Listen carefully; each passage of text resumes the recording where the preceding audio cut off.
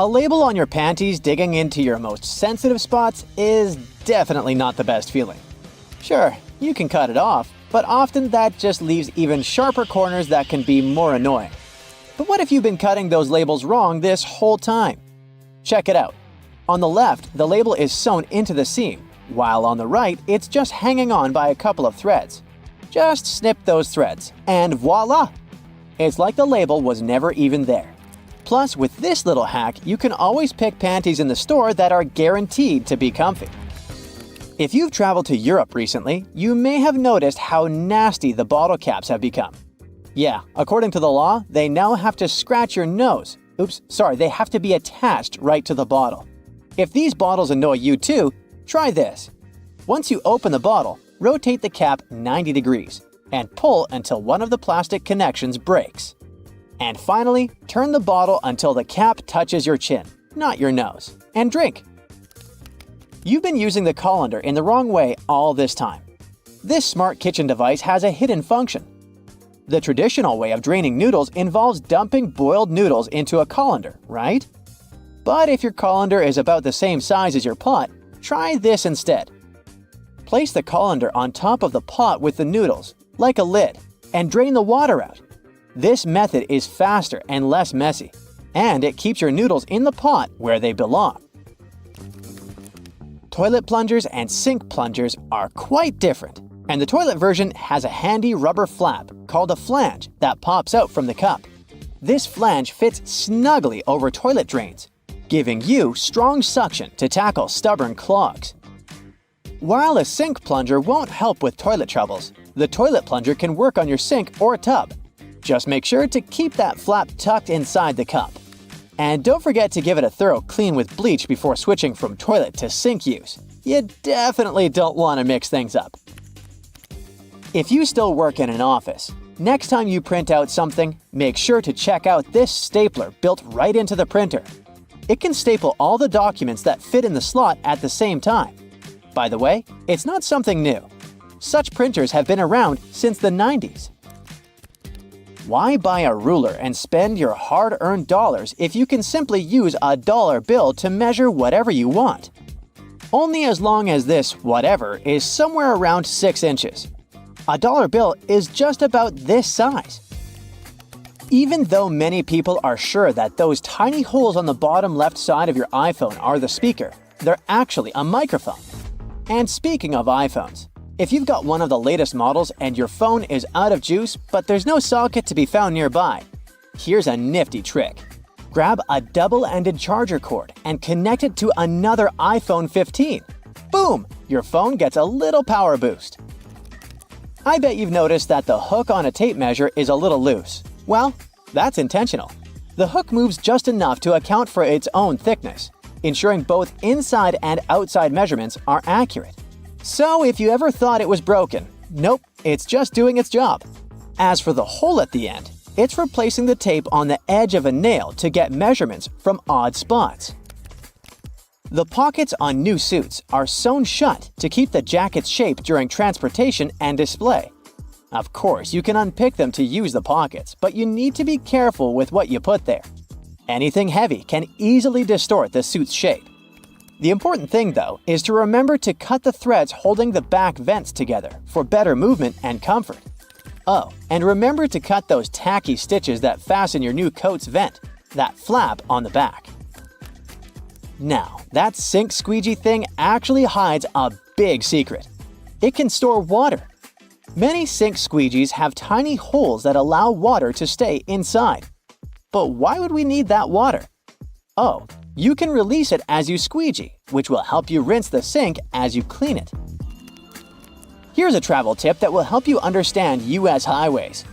In the U.S., highways with even numbers run east-west, and those with odd numbers run north-south. If a highway number starts with an odd digit, it's a spur, which means it doesn't reconnect to the main highway. If it starts with an even digit, it's a loop around or through a city that eventually reconnects with the main highway. And finally, numbers divisible by 5 are major highways meant for cross-country travel.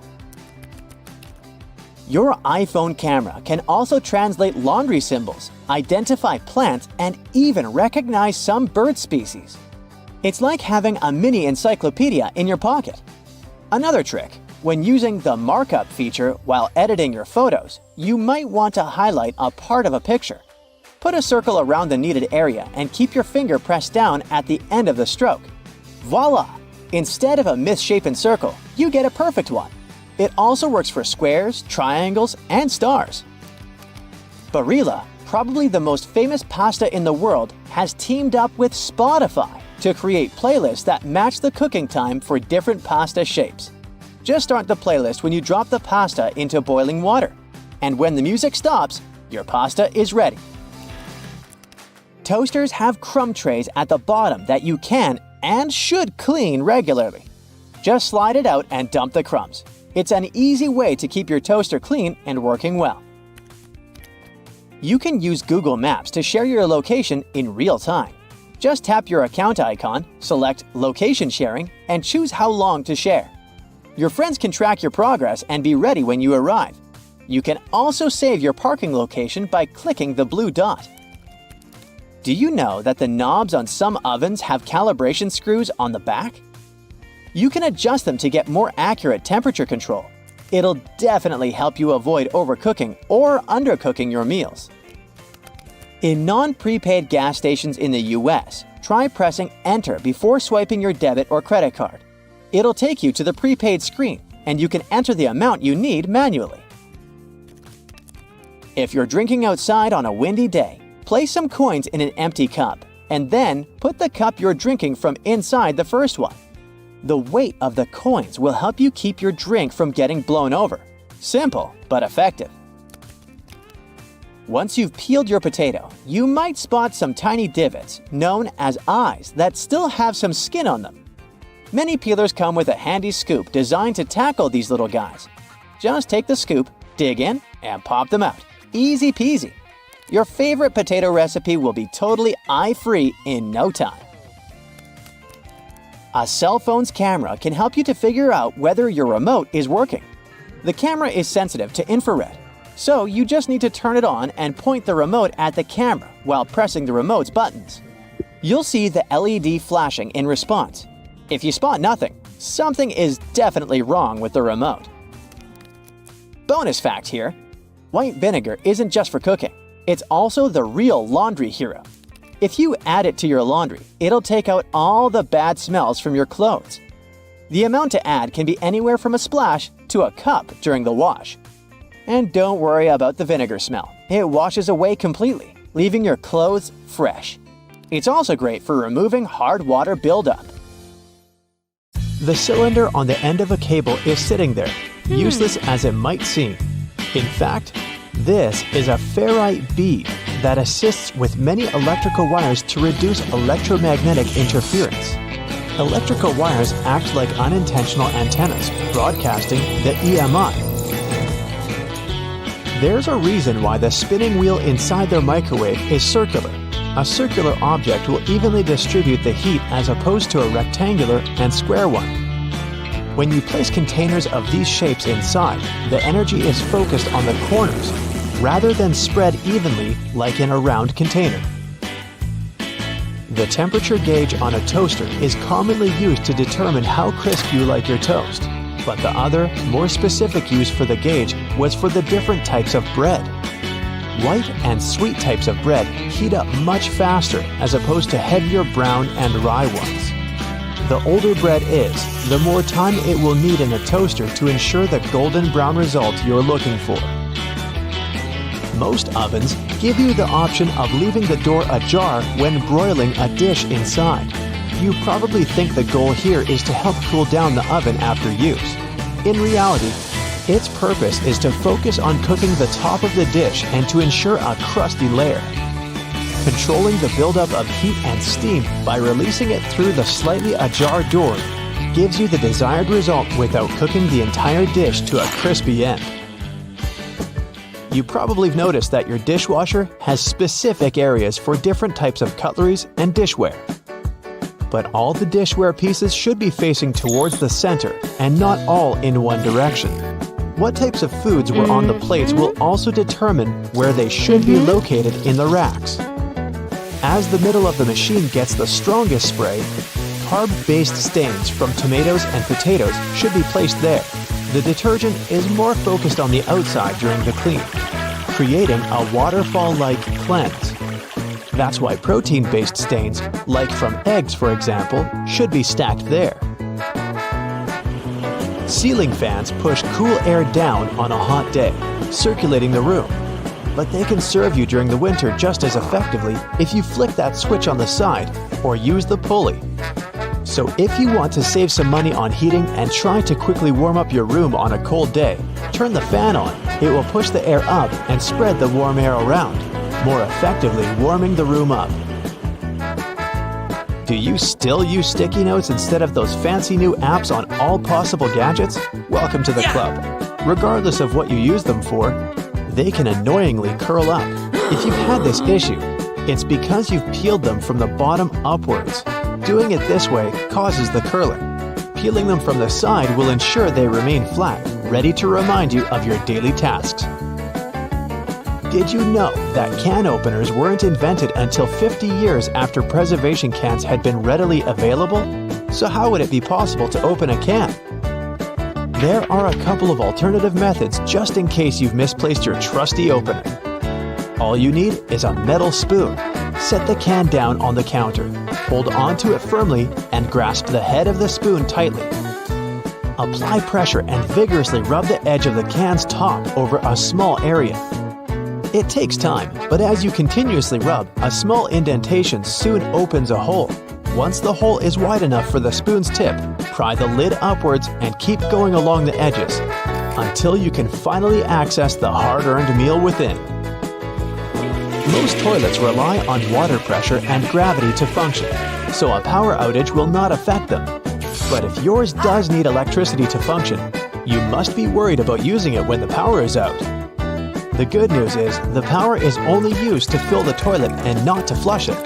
As the flushing mechanism will still work, open the toilet tank and pour in a couple of gallons, and you're free to flush away whatever you need to.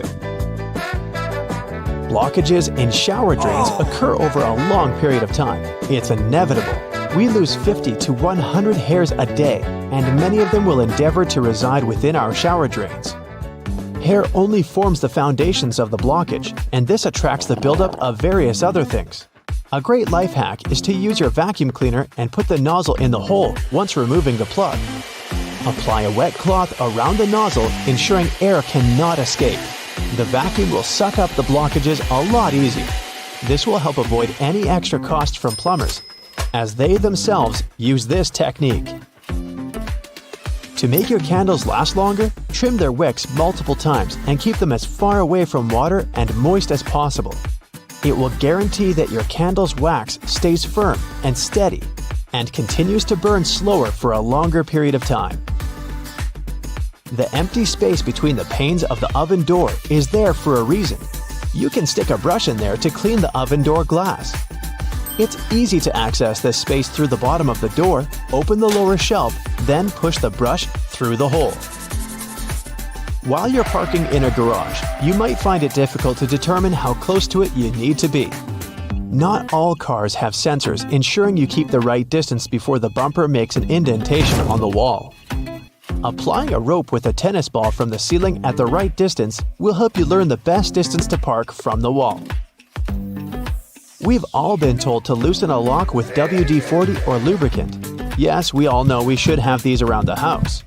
But in case you don't, a great alternative is drawing with a gray lead pencil along the edges of the key and then putting it into the lock. Continue doing this until the keyhole has been adequately lubricated and the key functions smoothly. Pliers are prone to damage when you use them to adjust faucets and shower heads and are also difficult to grip. Take a couple of pieces from the end of an old garden hose and attach them to the jaws of the pliers. You'll find a huge improvement with grip and will avoid wear and tear. You can find a good use for discarded rubber for different things around the house.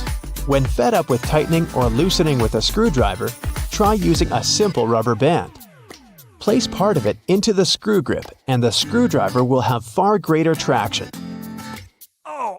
Moving cement blocks isn't safe for your lower back. Even with a wheelbarrow, it can be a risky process to place the cement onto the ground without causing damage. 3 simple cylinder pipes can make a world of difference, regardless of the size of the block. Try lifting the edge onto the first pipe with a pry bar, then pushing and maneuvering as you gradually direct the 3 pipes towards the desired location. Just make sure you're not doing this on a slope. That first strike on a nail can be a great success or will result in a throbbing thumb. A bobby pin is perfectly shaped to hold a nail in place, allowing for your hand to be clear out of harm's way and for you to strike the nail without fear. Use a crayon instead of a pen or pencil while working with a wet saw to ensure the markings are not removed. They will also be easier to see under the murky water. Checking the drains on the roof and determining when they need to be cleaned can take a lot of time. Using duct tape, attach a mirror on the end of a long broom and review whether the drains need to be cleaned. To further assist with your balance as you check on the gutters, attach a pair of old trainers to the end of the ladder. The spread of the shoe and its grip will ensure a further level of safety. Liquid caulk normally comes in huge tubes, so you can never use it all at once. The hardened tips of liquid caulk create blockages. Grab a used cork and drill through it to make a perfect lid, concealing the liquid caulk. Now it's ready to be used again with no blockages. Whether it's something as simple as a button on your jeans or something that's part of a larger moving mechanism, here are 26 secrets to everyday things you probably didn't know about. You use doorknobs every day, so it's right to be concerned about how many germs could be on them. However, they have made doorknobs out of brass partly for that reason. Brass provides an antimicrobial effect, eliminating the microorganisms that were hoping to start a colony on your doorknob. Your pants have that 1/5 pocket that's recognized as the small useless one. Originally, it was there to provide a safe place for your pocket watch, something that was necessary when first implemented in 1901. It then continued to remain for traditional purposes. However, it's still a great place to put your Tic Tacs. You've probably mistaken those little rivets on your jeans as some form of fashion statement, similar to the small pocket. In fact, they're incredibly important. They are there to provide extra support for areas that withstand the most strenuous parts of your clothing, preventing them from embarrassingly falling apart. That little button at the end of your seatbelt seems like it's way out of place. In fact, it's there to ensure your buckle will always remain at the end, so you won't have to awkwardly fiddle with your seatbelt every time you put it on. You're in a new car or a rental, and the gauge tells you the gas is getting low. You don't know which side the fuel cap is on from the inside. It can cause unnecessary effort at the gas station. However, your fuel gauge has an arrow that reminds you which side to fill your gas tank up from. Some models of cars may also have a gas tank hose instead, with the hose pictured on the side that the cap is on. Hiking and walking through snow requires the best kind of footwear. The shoes which are perfect for this also have an extra eyelet for your lace to loop through. Looping your laces through the extra eyelets will give more support for your ankles and feet and will provide more stability as you walk. But as you walk, blisters are also a concern. The sweat in your shoe creates friction between the feet and the shoe, which then helps create the blisters. Antiperspirant that you use for your armpits will help keep the feet from sweating. Just make sure you use the clear one. Cooking for people is always nice. However, sometimes the guests are late. Yep, we're all guilty of that sometimes, right? The extra drawer under your oven, where you've been keeping all of your spare pots and pans, was actually made to keep your food warm. Great for those who are late to the meal. Ever wondered how long that padlock could possibly last when it's outside, in the rainy weather, keeping your bike safe? It has a little hole at the bottom of it. It's there to drain water to avoid corrosion on the inside. It also serves to provide oil, further prolonging its use. That hole in the elevator door, isn't there to check who's inside so you can avoid sharing a ride with specific people. It's a keyhole in case it breaks down. Ketchup, sauce bottles, and all other condiments we love all have a stage when it's difficult to get the insides out. You try hitting it, shaking it, and poking things inside to encourage the tasty condiments to come out. Luckily, there is an easier way to do it. The label at the top suggests where to tap the bottle. The sauce will come out easier and smoother, allowing gravity to take the place of frustration. The purpose of wooden coat hangers is to help repel pesky insects and avoid fungal growth that eats away at your clothing. As it's made of cedar wood, it contains oils that have insecticidal and fungicidal properties and were used as far back as the ancient Egyptians, although they used it for other purposes. We've all been trained and tested at the art of typing and know the correct way to use a keyboard. But you may not have noticed that the F and J keys have a small ridge at the bottom. They're there to help you find your correct starting place with your fingers on the keyboard, without having to look down. If you've been lucky enough to get the window seat on the plane, you would have noticed that little hole at the bottom of the window. It helps with the air pressure on the plane. The window itself is made from acrylic and isn't actually glass, which saves it from fogging up so you can see the scenery on your journey. The windows on planes were originally square. However, they would continuously break from the constant changes in pressure. Round windows are able to evenly distribute the pressure, ensuring you'll have a pleasant journey without falling out. For all you Nintendo Switch players, those who have tried to taste your cartridges will notice they have a bitter taste. The manufacturers added it intentionally, as the Switch's cartridge size is very small and it might be a hazard for the youngest players that have a tendency to put things in their mouth that they shouldn't. So the bitter taste made from denatonium benzoate ensures that they won't be tasted for too long. Cosmetics containers that are filled with products used for your skin have a secret number on them. This is to help inform you how long the product will be usable, ensuring it doesn't cause the reverse effect by damaging your skin instead. Pen lids have a hole at the end of them. It's not there to help your pen breathe and boost performance, but it's there to help you breathe, just in case while you're sitting in class or at work and you're chewing on your lid and just happen to swallow it.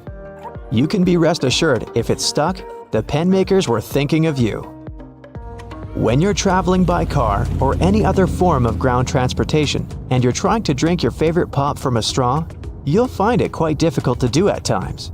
Simply turn the tab on the can around so that your straw easily fits inside, making it easier to drink out of. There are always spare buttons when buying new clothes, along with a little bit of fabric. It's far too small to repair that crutch part that always rips first. The fabric is actually there for you to test how to wash it, so you don't accidentally ruin your brand new clothes. Determining how much pasta you need just for yourself can be difficult to figure out. Your big spaghetti spoon with the big hole on the inside, that looks like it's there to drain water, is actually there so you can put the uncooked pasta inside before cooking, so you know exactly how much you need. New shoes always come with those strange little packets. That's silica gel. The gels are there to reduce the moisture in the air to avoid any fungal growth while the shoes were waiting to be purchased. There's a lot of chemistry involved to get you that silica, and it's very effective, capable of absorbing 50% of the humidity. So make sure you don't throw it away. Next time you need to dry out your electrical devices, it's a lot easier than using rice. It's difficult enough to see at night whilst driving, but it's even worse when the driver behind you shines their high beams. Your rearview mirror has a tab at the bottom. When you press it, it changes the angle. One is for day driving, the other, well, for nighttime. It'll help in case that one person driving behind you has forgotten to turn off their high beams. Although your screwdriver is ergonomically made for your hand, sometimes you have that one screw that's too hard to loosen up. The handle is also shaped so you can easily fit inside of a ring spanner or wrench, allowing you to apply more force, ensuring that you can remove that troublesome screw. The skirt part on an escalator seems like a good spot to get your foot stuck. But in reality, those long brushes poking out aren't there to give you an extra shine on your shoes, but for safety precautions, to minimize the risk of trapping objects between the steps and the side of the escalator. Pouring milk into your tea or coffee can make a mess if you don't do it the right way. If you want to pour it with the opening closer to the cup, stop right there, turn it to the other side, and then pour. The flow will be much smoother this way, and you won't have to deal with wiping the table afterwards. Hey, I'm bossy. Get over it. It's all about the physics of it. If you turn the carton's opening toward the cup and the carton is full, while the milk's escaping through the opening, the air from the outside will try to get inside the carton to fill the empty space. Since there's only one place where it can do that, the air will push the milk back and disrupt the flow. When you turn the carton to the other side, there will be empty space along with the top side of the carton, and the air will have it easier getting inside. So the flow will be steady, and you won't have that annoying spurting anymore. Now, the handrails are usually moving faster than the escalator itself because the gear wheels that drive the handrails are intentionally made a bit larger than required. The rubber on those wheels tends to wear off with time, so if the handrails are moving at the same speed as the steps or even slower, then you're riding a rather old escalator. Now, speaking of escalators, and I was, at subway stations with 3 or more of them, the majority will be going in a different direction depending on the time of day.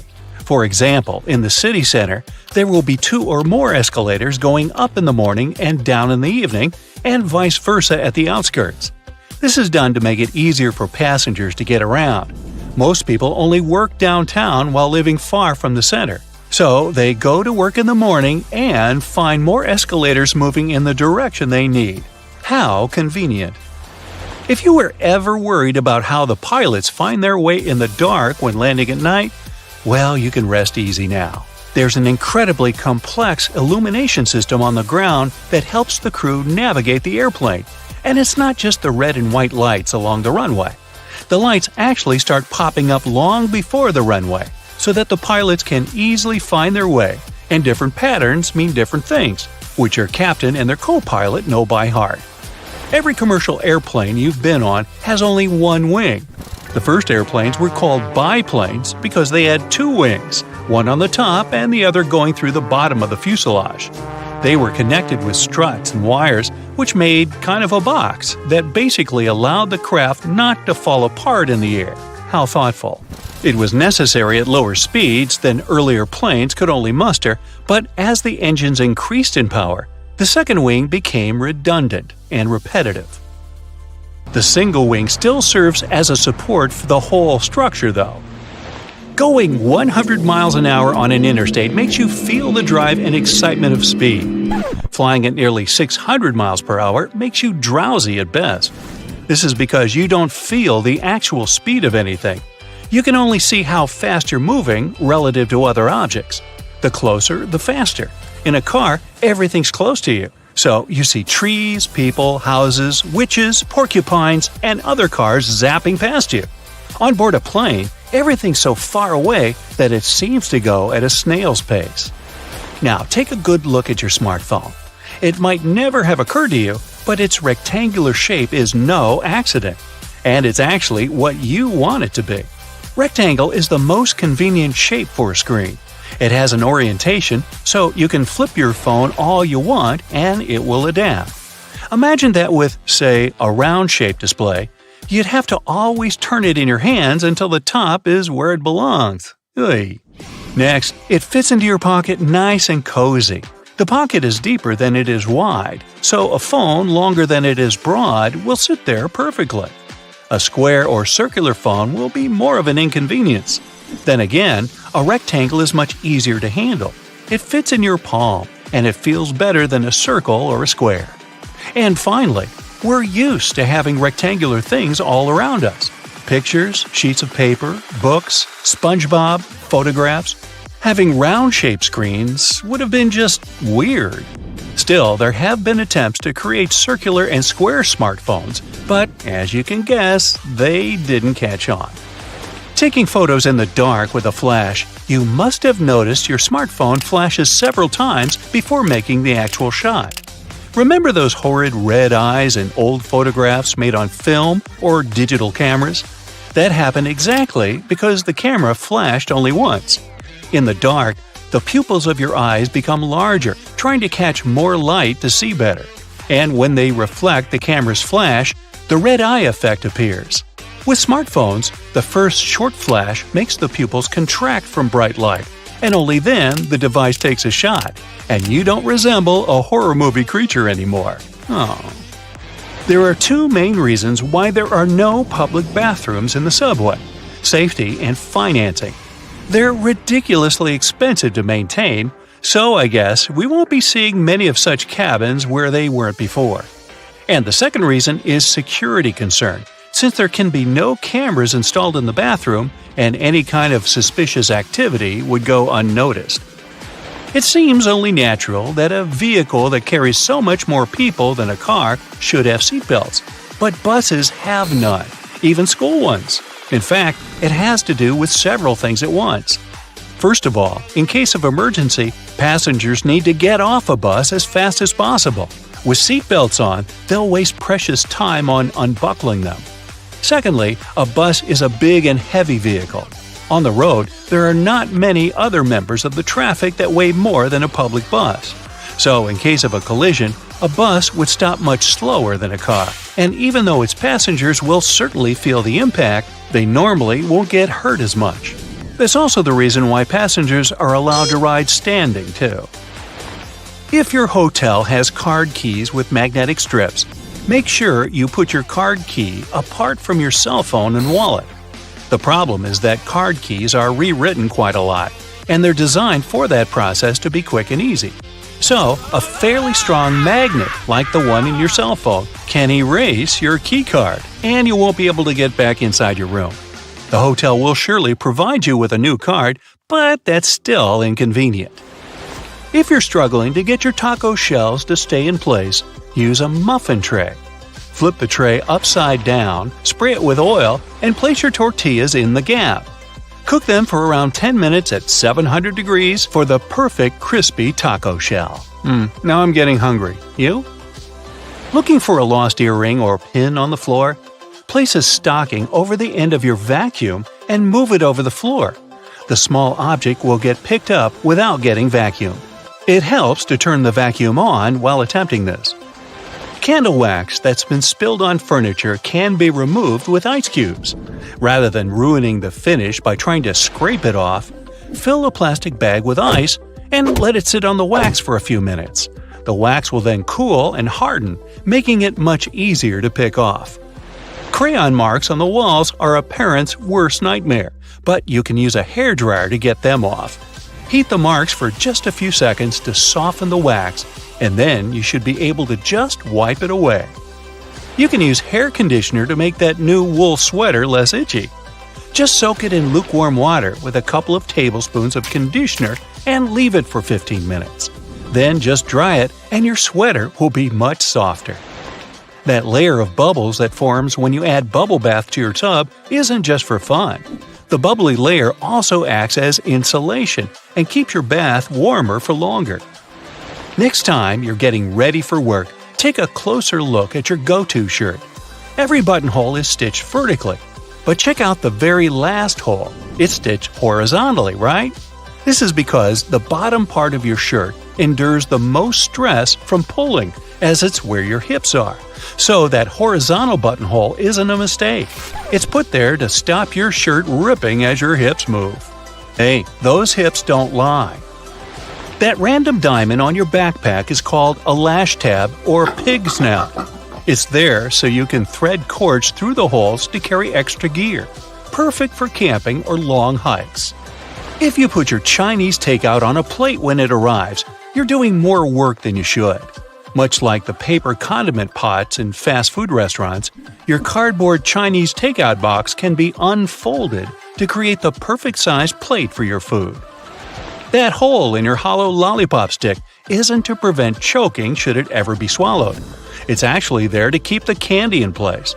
Excess candy flows into the hollow tube and the hole, which, when it hardens, keeps the pop in place.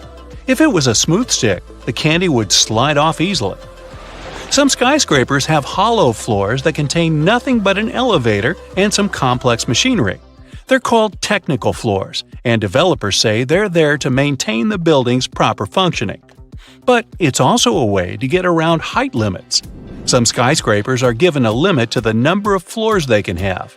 Because the technical floors are non-residential, they add to the height of the building and make it look more impressive without increasing the number of floors and breaking the building contract. These floors can also help to prevent the spread of fires. If you look closely at an elevator door, you'll notice a tiny hole. This is actually a keyhole used for emergencies or for routine maintenance checks. If you get stuck in an elevator, the technician will be able to get you out of there by using their master key. Salt isn't just used for cooking. It can get rid of tough smells, like this. Whew! Rubbing salt on your fingertips after chopping garlic should remove the smell. It also works on shoes. Toasters have a secret slide in the bottom that can be removed, so you can clean out all those annoying breadcrumbs. Now, take a look at your laptop keyboard. There are bumps on the F and J keys, but nowhere else. When your fingers are in the optimal typing position, your index finger should rest on these two keys. The bumps have been added so that you can correctly position your hands for typing without looking at your keyboard. Washing your clothes on a low heat or even better, a cold wash, will make them last twice as long. Drying them on a line, if possible, will also make the material last longer than if you used a dryer. The less you wash them, the less they'll fade and shrink over time. It'll also save you on your energy bills. Blank pages in the books aren't actually made for the author's signature. It's all about the manufacturing process.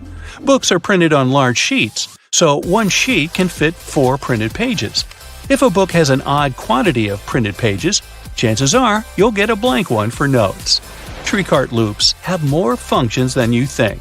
You don't want to put your fancy white jacket in a cart next to carrots and Coke. This little hook-like thingy helps organize all the stuff in your cart better, so you can enjoy your shopping trip. Works for me. A good doorknob is one made of brass, bronze, or some copper alloys. These metals have an anti-germ effect. Bacteria spread way slower on them. They also get rid of germs pretty fast, within a couple of hours. There's only one way you can store your peanut butter right.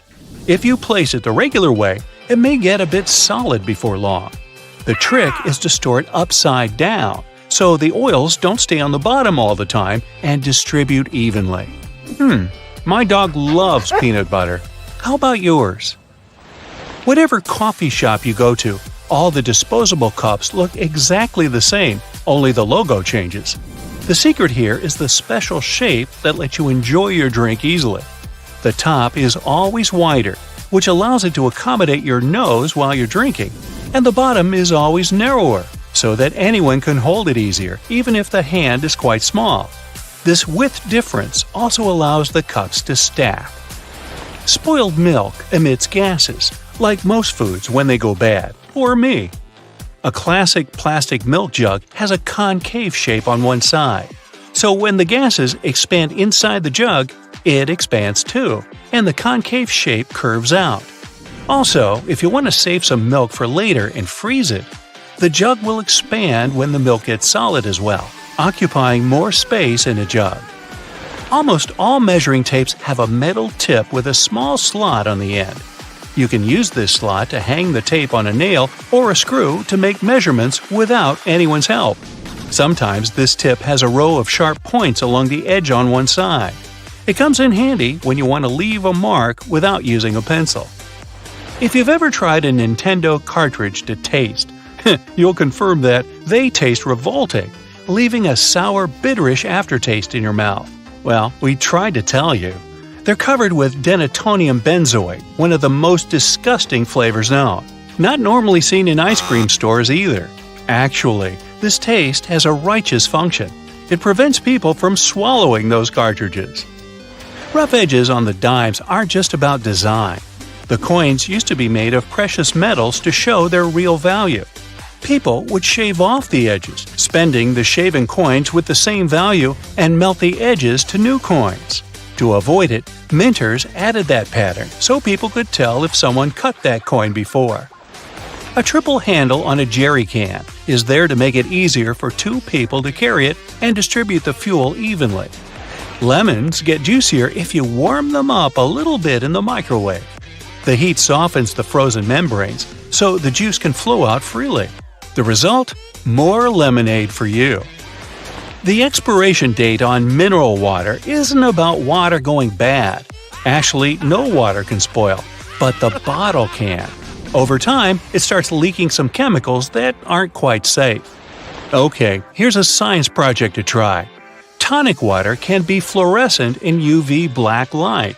It contains quinine, which makes it both bitter and glowing.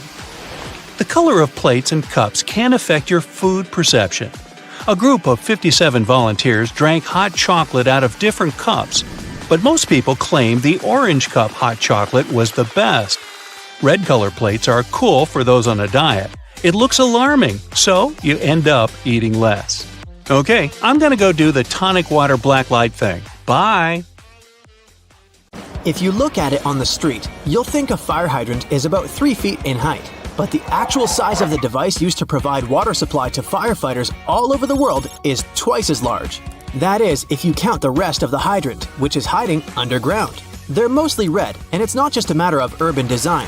First of all, they need to be of bright, easily noticeable colors so firefighters can spot them fast when they need to. The choice of color depends on how much water the hydrant can hold. It can sometimes vary depending on the location, but here's the breakdown. A red fire hydrant can splash 500 gallons of water per minute, while an orange one at least 1,000 gallons. Green ones mostly process 1,500 gallons of water per minute, and the most plentiful ones colored blue can generally contain over 1,500 gallons. Hey bowling fans, isn't it super annoying when your bowling ball gets cracked? Turns out that most of them get damaged because of incorrect storage or spikes in temperature. Now come on and face it, since it's already cracked a bit, aren't you curious what's actually inside the bowling ball? 'Cause I sure am. Let's have a look. They mostly make the inner core of the ball of powdered metal oxides, like calcium or iron oxide. They mix them with some resin and catalyst to harden the whole mixture. So that light bulb shape you now see inside of the ball is actually its heaviest part. It also influences how your bowling ball rotates when going down the lane. The same goes with spray paint cans. When you shake it, it makes a weird noise. But what is that thing in there? It's called a pea, and it's meant to hold the paint mixture in place and maintain its shape. They generally make it out of plastic, metal, or ceramic. It basically acts as a whisk to make sure your paint is well mixed together before you apply it to your surface of choice. Ever wondered how soda bottles keep that refreshing fizz for that long? Well, they have a little plastic ring fastened to the lid. They place it there to keep the gas from escaping and making the soda go flat, even if you shake it around in your bag the whole day. Speaking of things we use on a hot summer's day, wait, don't put your baseball cap on just yet. Take a look at it for a minute, and you'll notice there's a small button on the very top. Is it functional, or is it just there for the sake of design? Way back when people started using fabrics to cover their heads, some say the button was actually functional. Since it's on top of the cap where the fabric panels come together, the top button helps keep the cap crown in one single piece. Now, with recent advances in fabric and pattern design, the button is more of an aesthetic feature. It's used to cover up the joint point of the fabric panels.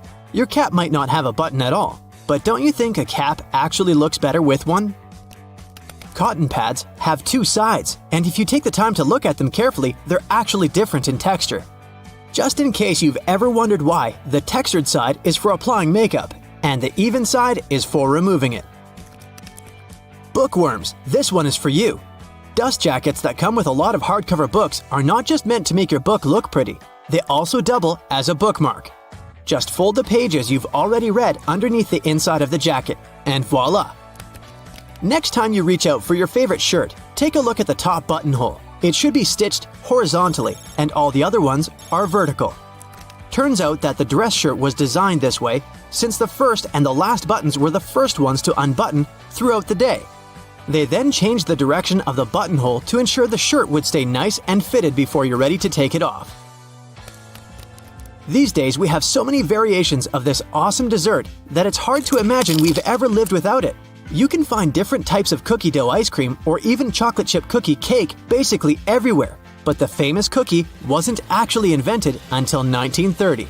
The story goes that a woman named Ruth Graves Wakefield was preparing some chocolate cookies as she was waiting for some guests to arrive. She soon figured out she was out of baker's chocolate, a crucial ingredient for the classic cookies. To fix things up, she chopped up a block of semi-sweet chocolate, thinking it would eventually spread out evenly throughout the batter, given the heat of the oven. Things didn't necessarily go as planned. But hey, it's great they didn't, because this is how she invented this modern dessert we now can't get enough of. And speaking of popular snacks, the potato chip is even younger than the chocolate chip cookie. Well, at least historically. There are many stories trying to explain how it was invented. One of them goes like this. A chef named George Crumb, based in New York, put the chips together in 1953. He decided to try a different cooking solution when one of his customers didn't have nice things to say about his French fries. He said they were too thick and kind of mushy. Then, Crumb came up with potatoes that were thinly sliced and fried until brown. People absolutely loved the dish, and they welcomed the first ever batch of chips with open arms. Ice cream, anyone? If the story is true, back in 1904 at the St. Louis World's Fair, one ice cream shop owner ran out of cups to serve his dish. So, he fashioned a waffle into the shape of a cone, and the rest was history. Okay, I'll admit it, chewing gum-like treats have been around since the ancient Greeks. So this one isn't particularly a revolutionary discovery, but the actual gum we buy today wasn't there until the late 1800s. An American inventor named Thomas Adams wanted to mix together different chemicals to create rubber. He tried and failed, for that matter, to play with chicle for his experiment, but ended up fashioning this neat treat. They still use chicle to this day to produce most chewing gums. Back in the 1800s, there lived a man named Jean-Baptiste Joly, who worked in the fabric industry as a textile maker. How he came up with this next invention that we use a lot these days has less to do with him and more to do with his maid. The story goes that the woman accidentally knocked a kerosene lamp over onto a tablecloth. Instead of getting upset over the damaged fabric, Joly noticed that the substance actually made the material cleaner. Figured it out yet? Yep, that's how the idea for the very first dry cleaner popped up. A very neat accident, if I do say so myself. Now this one I loved. Did you know matchsticks were initially called friction lights? Or at least that's how their inventor, a chemist named John Walker, called them back in 1826. He scraped a stick coated in chemicals across his hearth, totally by accident one day, and realized that they ignited and created a spark.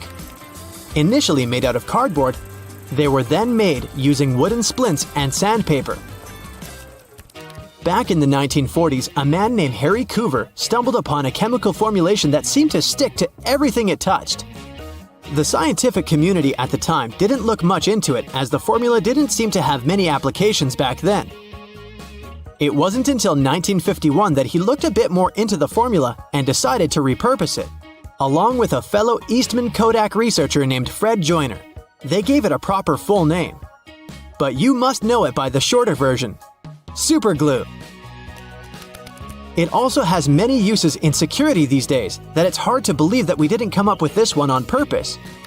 Back in 1903, a scientist named Edward Benedictus knocked over a flask by accident. He looked down and was amazed to see that the glassware had just slightly cracked but maintained its shape. He was expecting it to break into a million tiny pieces. Curious about this hidden feature, he looked into it and figured out what was keeping the glass together was a substance coating the inside of the glass. Ta-da! That's how humanity came up with safety glass. So get this, an extra hole at the upper part of the sink has multiple hidden functions. First, in case someone forgets to close the tap, the water won't overflow and the bathroom won't get flooded. Second, thanks to that hole, the water drains faster and it gives an escape for the air, helping the water flow down. Those two holes on a side of any Converse shoe are not only to let the stinky air out. Sure, breathability is important for any athlete. The second reason is that athletes lace through those holes to get a better grip. Donuts have a hole in the middle and it doesn't stand for O in donut. It's not designed for an easier grip either, though it can be quite convenient. It's actually made this way for mass baking so that they can cook all the way through evenly. Baby carrots are tiny and, unlike regular carrots, wet. Baby carrots aren't some special sort of carrots. They're actually made of regular carrots by cutting off the skin and outer layers and then polishing them to look that pretty. The problem is that they can't retain moisture. A regular carrot retains some water inside because of the layers that locks it in. Once they're chopped out, baby carrots can dry out easily, so they usually sell them in bags with some water inside. Toy stores are filled with Beanie Baby plush toys, and a detail that is even more iconic than their huge eyes is their tags saying TY. That's a small manufacturing company not so many people have heard of. Beanie Babies appeared in 1993 and they went insanely popular.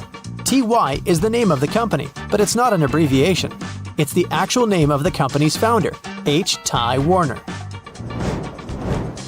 Most metallic zippers have a hidden lock inside them to save you from awkward situations, such as an undone fly. Oh boy. Don't leave the zipper handle in an upward position. When you pull it downwards, it automatically locks. It's all thanks to those tiny grooves hidden underneath the handle. Almost any public toilet has a large gap between the floor and the door. The reason for such a zero privacy thing is to actually minimize the level of privacy and comfort, so that people wouldn't stay there long and there'd be no lines. It's also easier to clean, and safer if some emergency occurs. Headrests in a car are about comfort, and detachable headrests are about safety. If you pull the headrest out of a seat, you'll see two bars, which are quite sturdy. If you ever get locked or trapped in a car, you can get out of there smashing the window with these bars. Many cups and mugs have little grooves on the bottom on purpose. They're designed for dishwashing machines. The grooves let the water flow and not spill over your feet when you take the cup out. Also, those grooves let the air flow, so the cup doesn't crack even if the tea is scalding. Almost all measuring tapes have a metal tip with a small slot on the end. You can use this slot to hang the tape on a nail or a screw to make measurements without anyone's help. Sometimes this tip has a row of sharp points along the edge on one side. That comes in handy when you want to leave a mark without using a pencil. Doorknobs are usually made of brass, bronze, and some other copper alloys for a reason. They have an antibacterial effect, so they stop microbes from spreading. They get rid of a range of harmful germs pretty fast, within a couple of hours. But don't forget to wash your hands anyway. Grocery carts have loops for a reason. You don't want to put your jacket in a cart next to potatoes and onions. Hang it on a loop. This little hook-like thing is there to help you better organize the space in your cart. The carts also have a super handy grid. Whenever the cart's full, you just need to lift the grid and attach the shopping basket for extra purchases, placing it in between the horizontal bar above the wheels and the hooks the grid has. A point in an ointment cap is there for a reason too. Most tubes are usually sealed with foil, and it's better to avoid opening it with fingers unless you're ready to say goodbye to your nails. A point easily opens even the most safely sealed tube. Silica gel can often be found in different things you buy like bags, shoes, and many others. Don't throw it away. It's meant to absorb excess moisture, so anytime your shoes are a bit wet, just throw in a packet with silica gel. People used to co-live with rats, and these guys like gnawing on everything they see in their way, including paper. Still, rats weren't able to chew more than the space left on the margins. That black grate on a microwave isn't just some fancy decoration. It's called a Faraday shield, and it prevents the rays from escaping the microwave.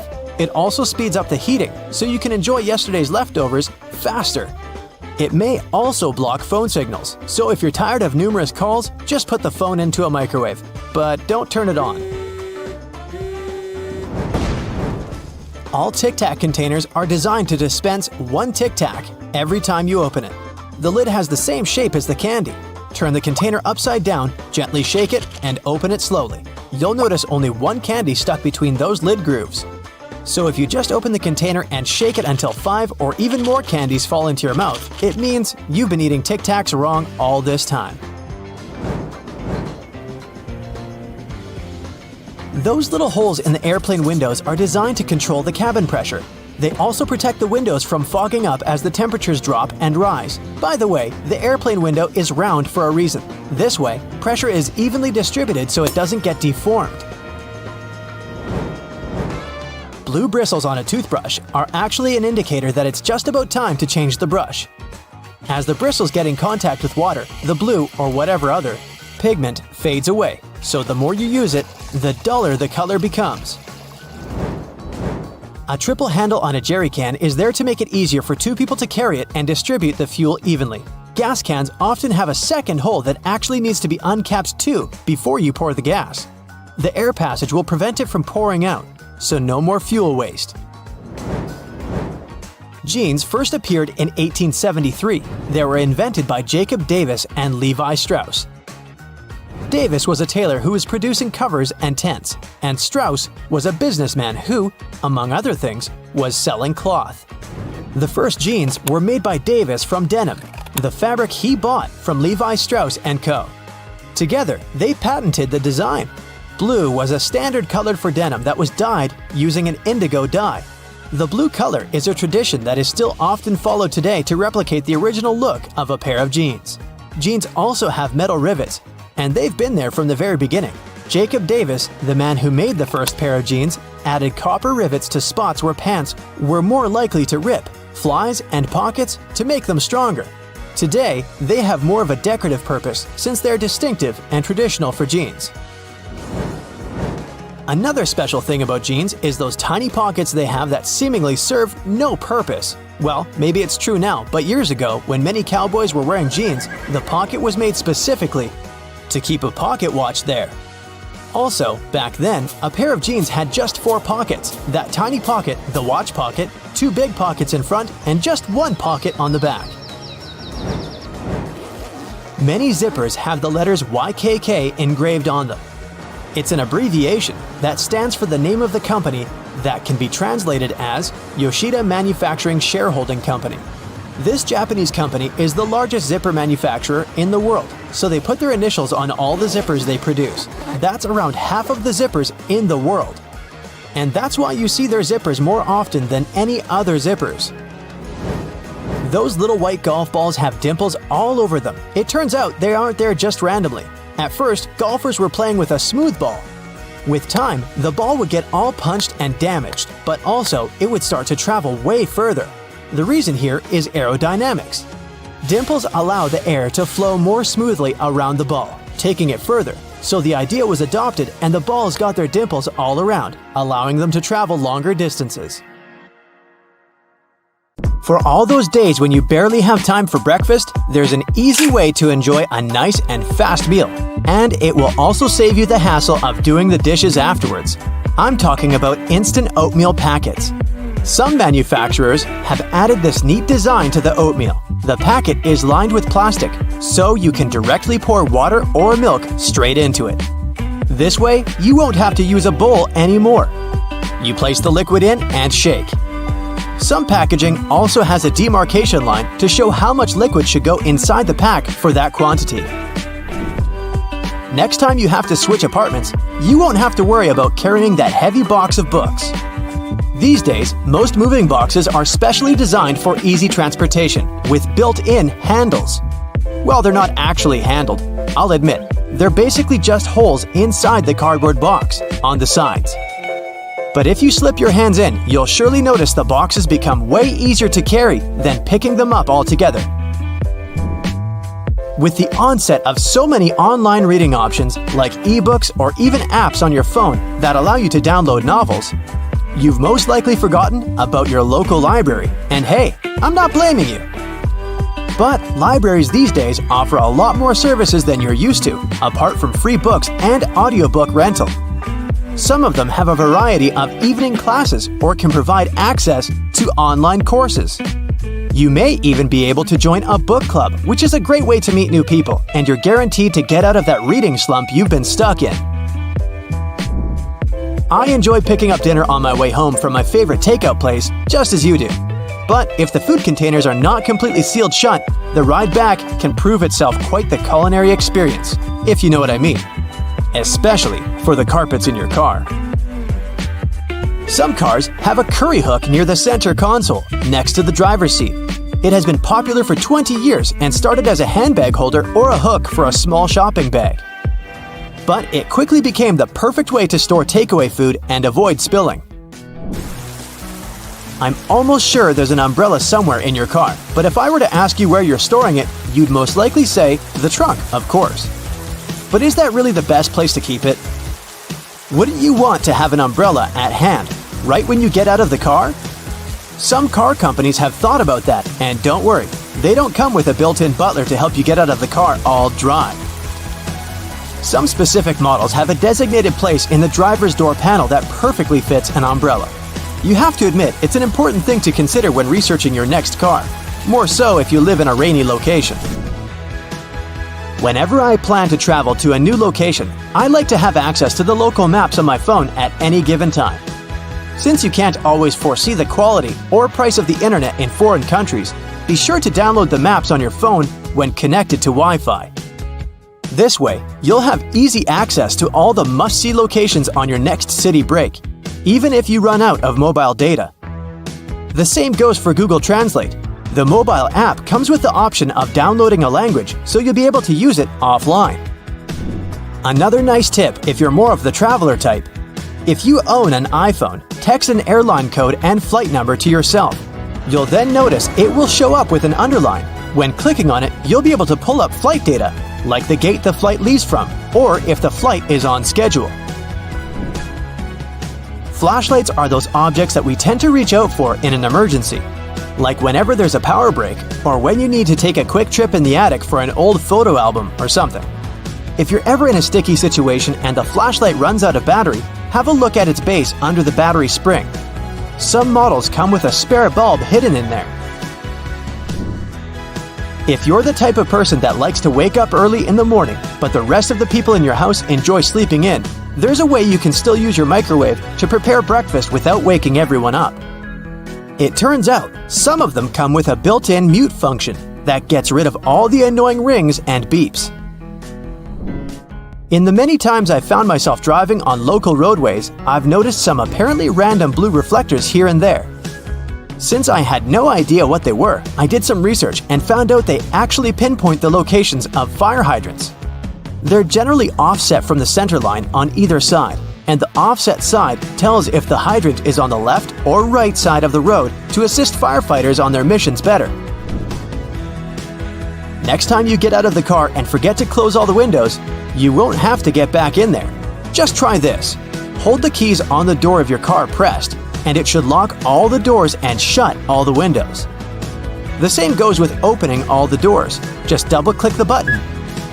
Most car models should come with this added option, but most people just forget or have no idea that they can do that. Whenever you're in that awkward position of messing up a voicemail, do you know there's a way you can delete or re-record the message, saving you the unnecessary embarrassment? Stay online after recording the message and dial either pound, number sign, or star, asterisk, to access the voicemail menu. Further instructions should be provided so you can decide what to do with the recording. Bagels are becoming more and more famous these days on options for breakfast or snacks because they're so tasty and so versatile. The problem is, I only want my bagel toasted on one side. Thankfully, some toasters come with a bagel setting, which ensures the pastry is toasted on either one of the two sides. Ever wondered why manhole covers only come in that round shape? It turns out that this is the only shape that cannot fall through the hole altogether. Any other shape, especially shapes with corners, could be rotated so that the lid could fall through. Here's a neat one if you enjoy a little massage whenever you're taking a shower. On most of the shower heads available these days, there should be a small metal filter in the back beneath the shower head once you unscrew it. If you give this piece a rough cleaning once in a while, you'll find the water pressure to be greatly improved. You may be able to save that wool sweater you've accidentally thrown in the washer and has shrunken down 3 sizes. Just go in the shower and grab a bottle of hair conditioner. Add it to some cold water in a tub and make a solution, and let the garment sit there for at least a couple of hours. The conditioner should help relax the wool fibers and loosen them back up, not to mention how nice it should smell afterwards. You might need to do a bit of research before you can safely use this trick. But just so that you know, there are some modern laptops with drainage channels. You heard that right. Precisely when you accidentally spilled coffee on it, they're designed to ensure any liquid that gets on the keyboard safely drains out at the bottom without damaging the electrical parts. Just make sure to not shake the laptop after you've spilled the liquid so that the system can do its job correctly.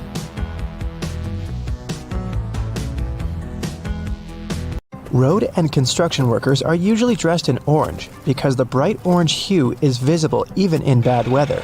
It's the most effective color to attract attention and alert people. No wonder lots of safety jackets and traffic cones are orange as well. The stop sign has an 8-sided shape to help drivers recognize it easily, even if they see it from the back. And when the signs weren't reflective yet, the octagon shape prevented drivers from confusing the stop sign with any other at night. The rumble strips on the side of the road are placed there to alert drivers who doze off behind the wheel. When their tires move over these strips, the noise and vibration work like an alarm clock. There are magnetic locks on fuel hoses at gas stations. They come in handy if someone drives away with the gas nozzle still attached to their car. In this case, the lock detaches the hose automatically. Oh, that's embarrassing. Gasoline looks like a rainbow in a puddle because it can't mix with water. It forms a thin membrane over it. When light reflects from it and the water at the same time, you've got a rainbow. A triple handle on a jerry can is there to make it easier for 2 people to carry it and distribute fuel evenly. Gas cans often have a second hole that actually needs to be uncapped too before you pour the gas. The air passage will prevent it from pouring out, so no more fuel waste. Most gas cans have 2 holes with caps, a bigger and a smaller one. You're supposed to uncap the smaller hole before pouring gas inside the bigger one. It'll prevent the liquid from glugging and spilling all over your clothes and the ground. Another little thingy we often neglect is a point on an ointment cap. Most tubes are usually sealed with a plastic film or foil, and opening it with your fingernails isn't the best idea. A point easily opens even the most safely sealed tube. You can use most screwdrivers together with a wrench to create more torque. Just place the wrench over the handle of the screwdriver. This way, you'll need to apply a lot less force than before. You'll also be able to get to hard-to-reach areas more easily. They install cameras in shops, banks, and hospitals to monitor everything. If something happens, you can call the police or rescuers. The camera really helps to solve a lot of problems. Why are there no cameras on planes? The crew keep order on the plane, but they won't be able to do anything if something serious happens. Besides, there's nowhere to run on the plane. During the flight, the cameras are useless, and after the flight, the words of the passengers work ideally instead of cameras. So, if cameras do no good, then why spend money on them?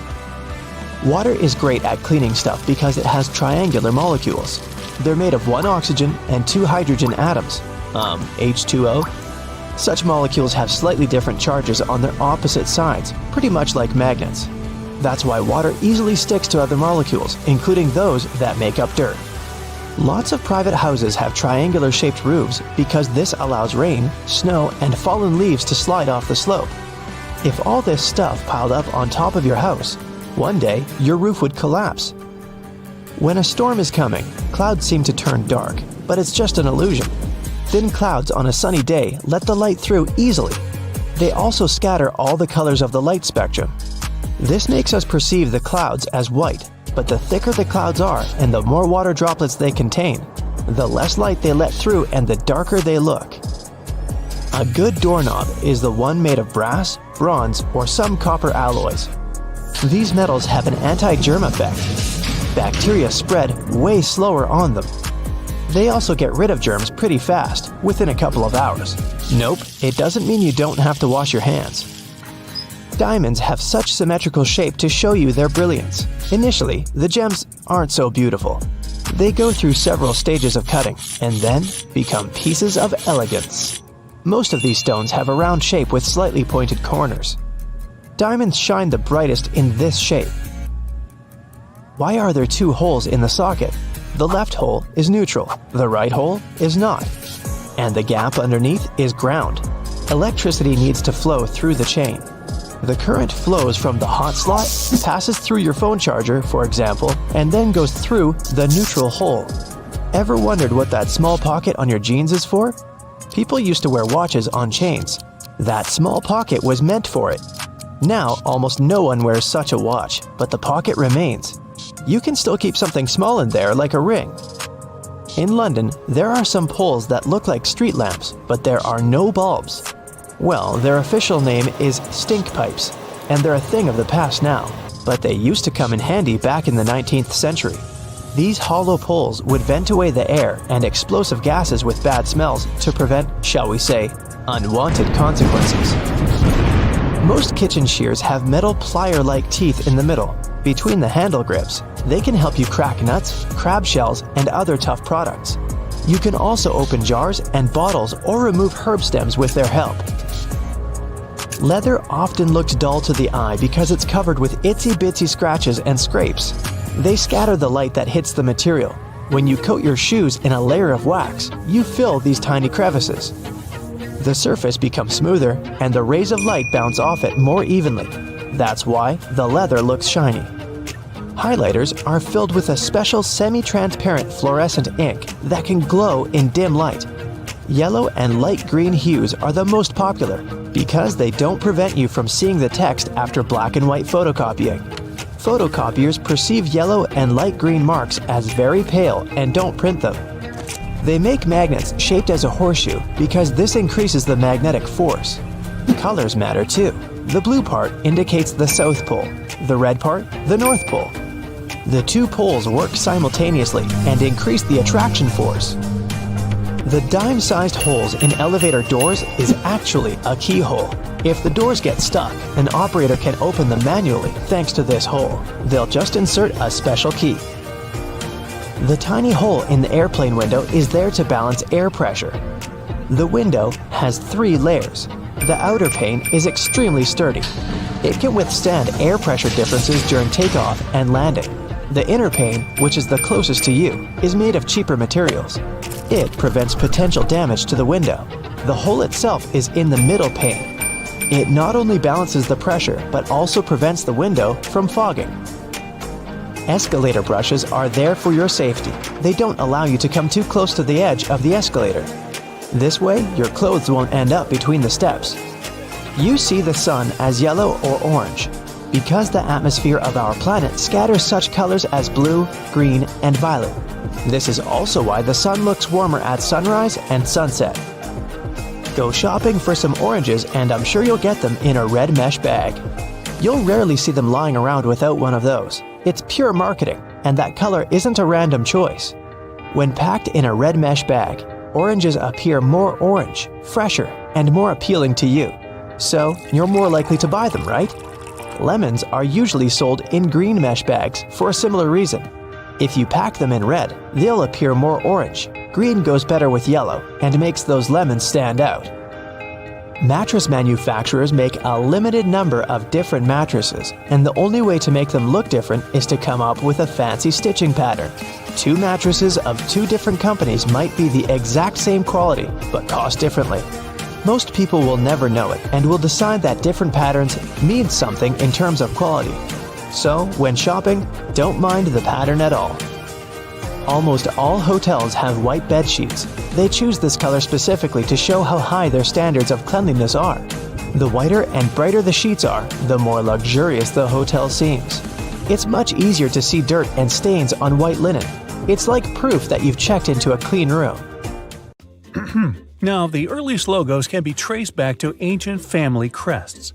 In the Middle Ages, people with pubs and shops started using various symbols to present what they did and to distinguish themselves from others in their line of business. But why is it so important for a brand to have an impactful logo? Well, because first impressions count, even for businesses.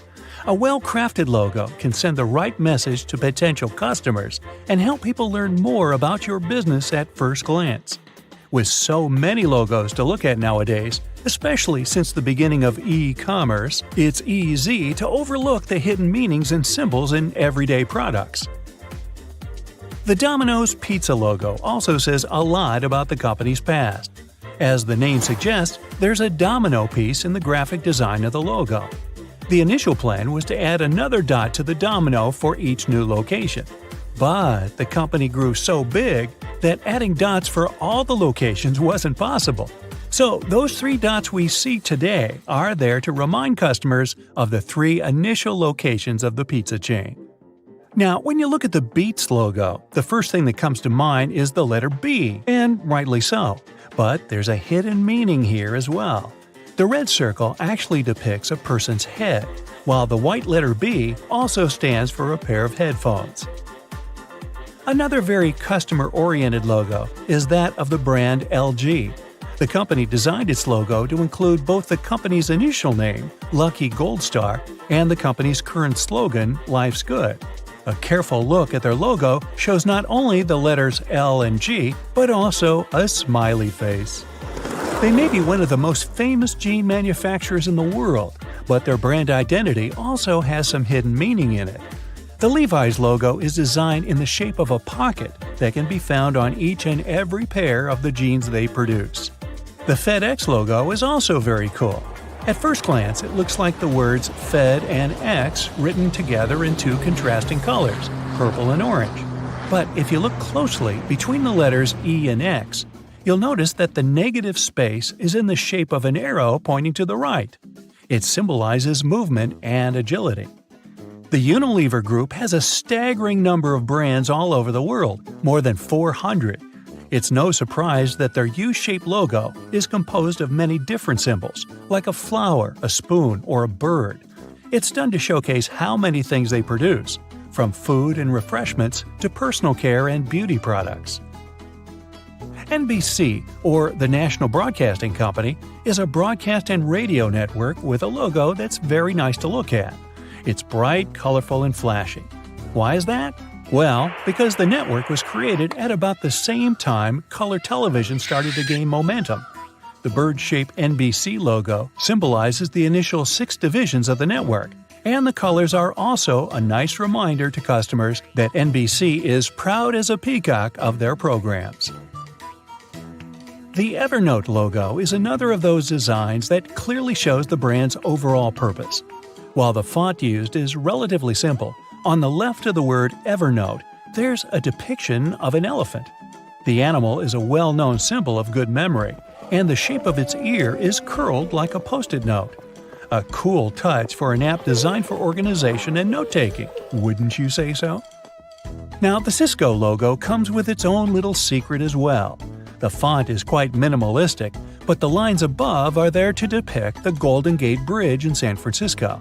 The first CEO of the company, a man named John Morgridge, thought this would be a great idea to emphasize moving toward the future and connecting 2 worlds. The Amazon logo is everywhere these days, but there's a small detail in there that most people probably miss. The arrow connecting the letters A and Z, the one in the shape of a smile, is there to point out that they have a complete inventory of products, from A to Z. Audi is one of those brands that likes to showcase their history. Those 4 simple intertwining circles on the company's logo are a reminder of the 4 companies which were initially part of the conglomerate: DKW, Porsche, Wanderer, and Audi. There's a nice story behind the Baskin-Robbins logo as well. Between the letters B and R, in the middle of the logo, you can notice the number 31. Why is that? Because the company has 31 original flavors of ice cream. I think I've darn near tried them all. A lot of companies out there like to give their logos a bit of a vintage touch, and Picasa is one of them. Before we had digital cameras and the perfect portrait was just a click away, analog cameras had a little thing called a shutter. That's a device that opens to let light pass through, exposing the film and creating a photograph. The Picasso logo is just that, a shutter nicely colored in red, blue, green, purple, and orange. The 7-Eleven logo has a nice twist that might not have caught your eye by now.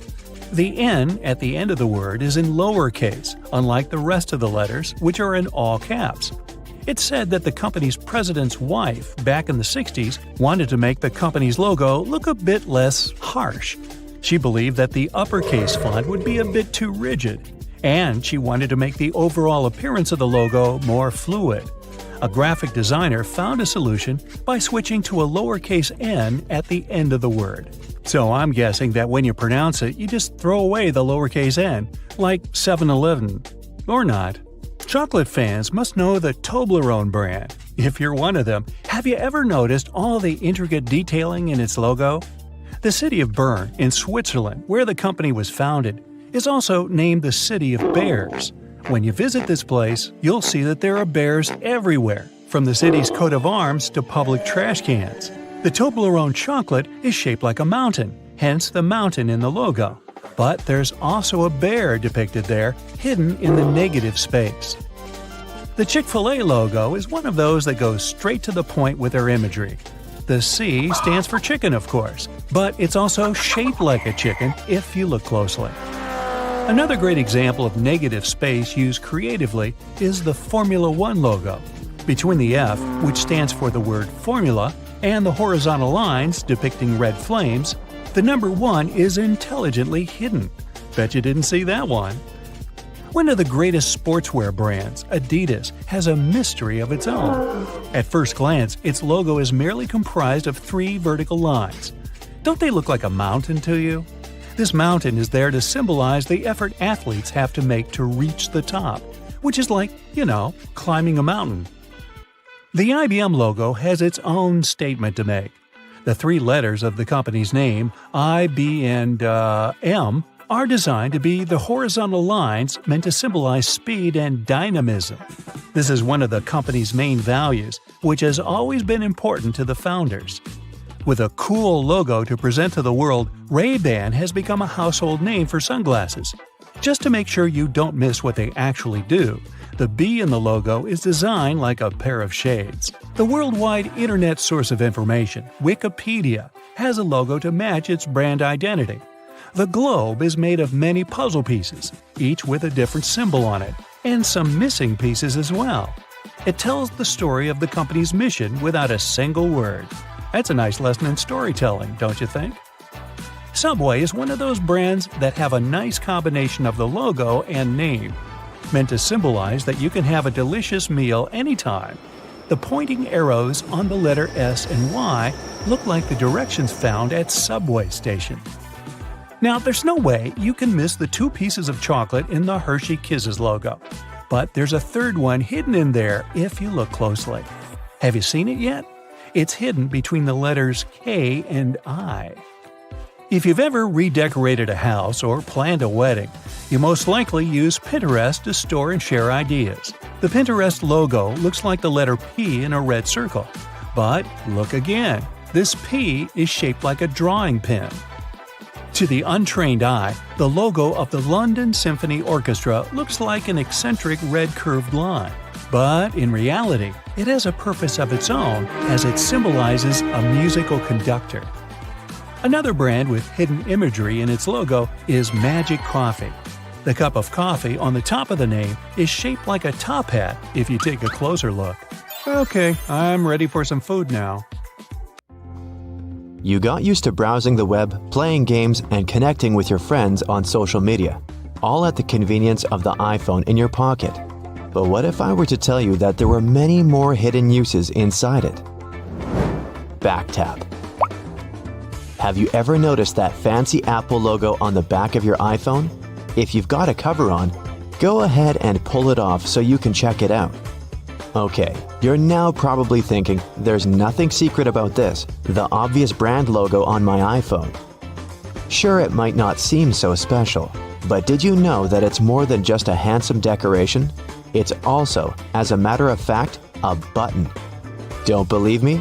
Give it a try. But before you go tapping at it like you're using your phone backward, you'll need to adjust your settings. There's a reason this handy feature is considered a secret. First, pull up your settings. Tap on Accessibility and then the Touch menu and navigate your way to the very bottom of the list, where you'll find the Back Tap button. Found it? Great! You can choose the Double Tap or Triple Tap option, whichever you prefer, and best of all, you'll have a multitude of options to choose from. You can have your Back Tap feature take a photo with your camera app, alert Siri, switch apps, and even take a screenshot. It'll make things a lot easier than performing finger gymnastics when you need to take a screenshot. Adjust Siri's pronunciations. Have you ever asked Siri to call a friend? Maybe you've said, "Siri, call Hermione," only for Siri to comply with calling Hermione. Okay, you may not have Harry Potter's best friend in your contacts list, but we can all agree it's not the easiest name to pronounce. Siri might be one of the most intelligent digital assistants in the smartphone game, and sometimes a bit of a smarty pants. But iPhone's companion can often struggle to pronounce even the most common names. If this bothers you, then you'd be delighted to hear you can actually correct Siri's pronunciations.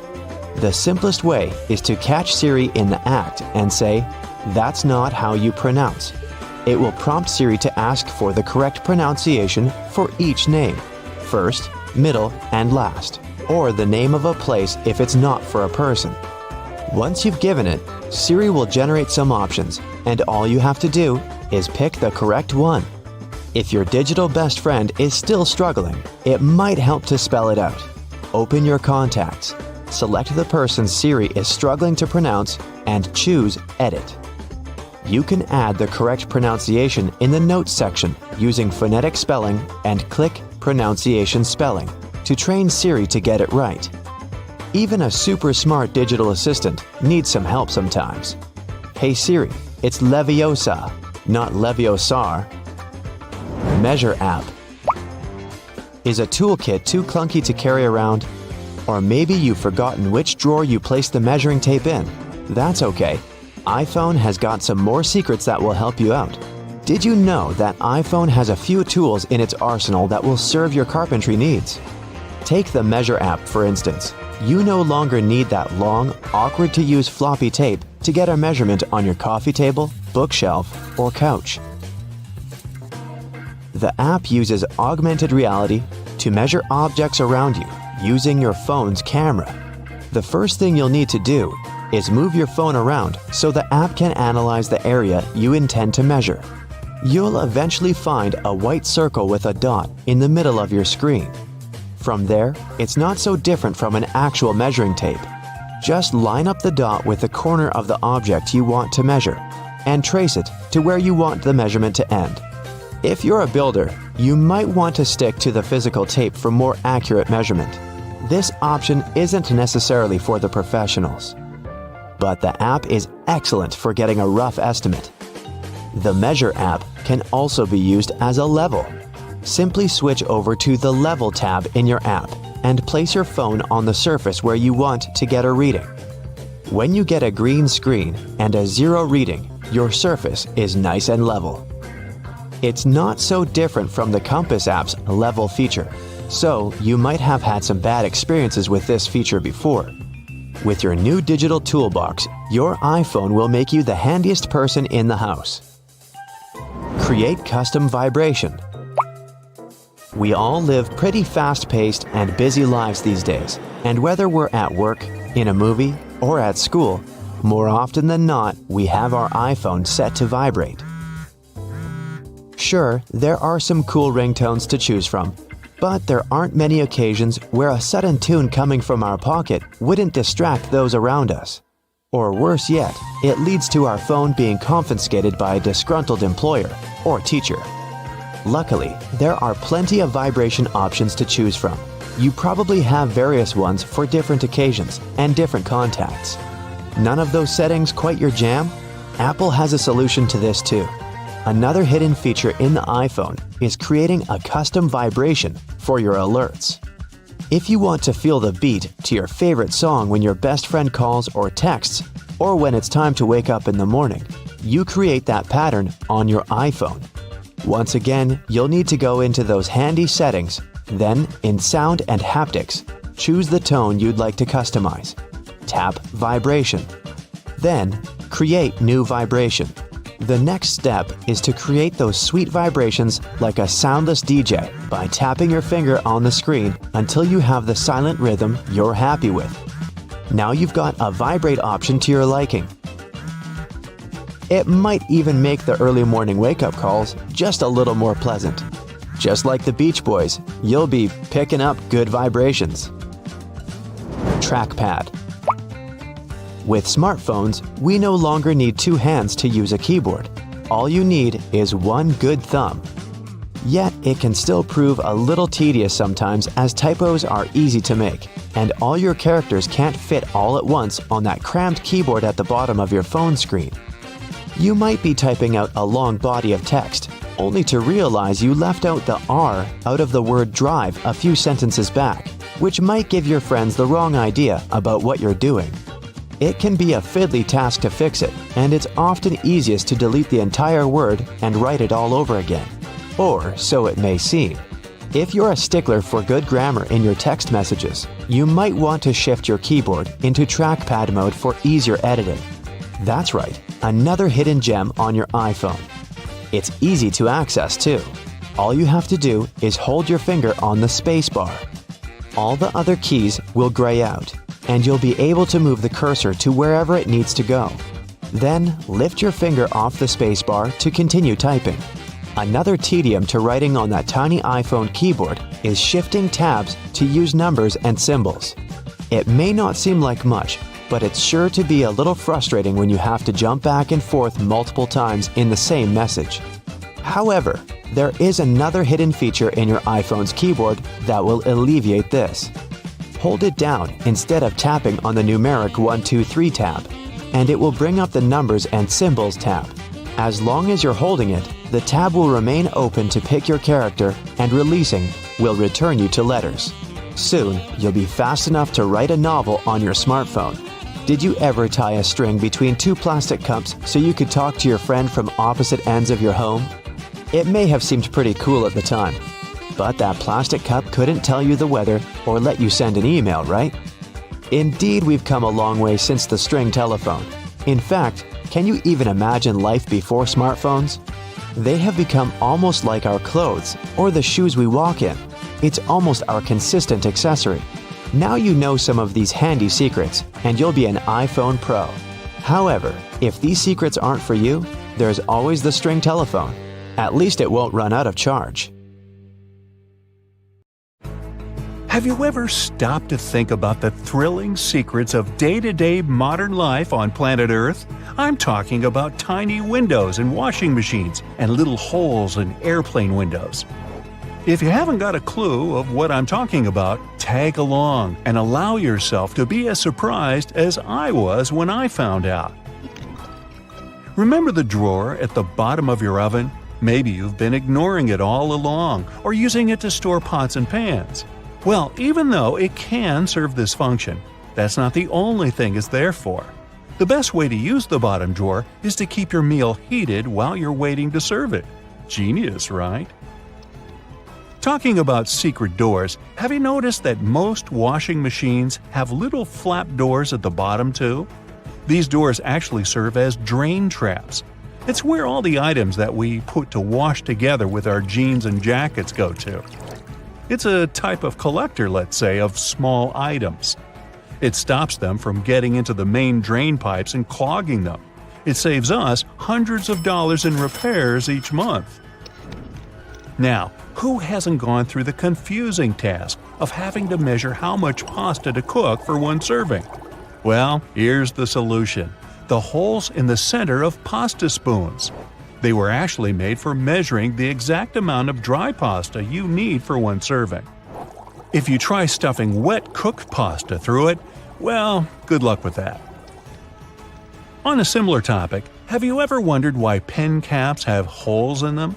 Maybe you thought it was a design feature to regulate air pressure. But in reality, these holes have a much simpler and more important function: to reduce the risk of choking. Now, lots of people love to bite on their caps, and this tiny hole prevents them from choking in case they accidentally swallow a cap and it gets stuck in their throat. For kitchen lovers, there's a hidden secret right in front of your eyes that can change your life. Think pans. Now think handles. Right, they have holes in them. As it turns out, these holes were designed to hold the spoon you're using for cooking. And instead of dripping sauce all over the stove or your kitchen floor, you can place the spoon in the hole and let it drip the sauce directly back into the pan. Woohoo! Speaking of everyday items, and most doorknobs are made of brass because this material makes them naturally germ-free. Unlike plastic ones, brass doorknobs are kind of magical. They can disinfect themselves without you having to clean them. Neat, right? Have you ever noticed that at the bottom of a measuring tape there is a little dip? You can find it in that metallic part you need to pull on to measure something. Well, that dip is actually the exact size of a regular nail. It was designed for people to place the tape on top of a nail and use it as a support while they stretch the tape. Well, I can't wait to try it out for myself. As for the margins in your notebook, they were invented to protect people's notes from mice. No, the mice weren't copying your answers for the math quiz. Actually, there were times when people had to cohabitate with rats and mice that often chewed on paper. So, to prevent information from getting completely lost, people created margins.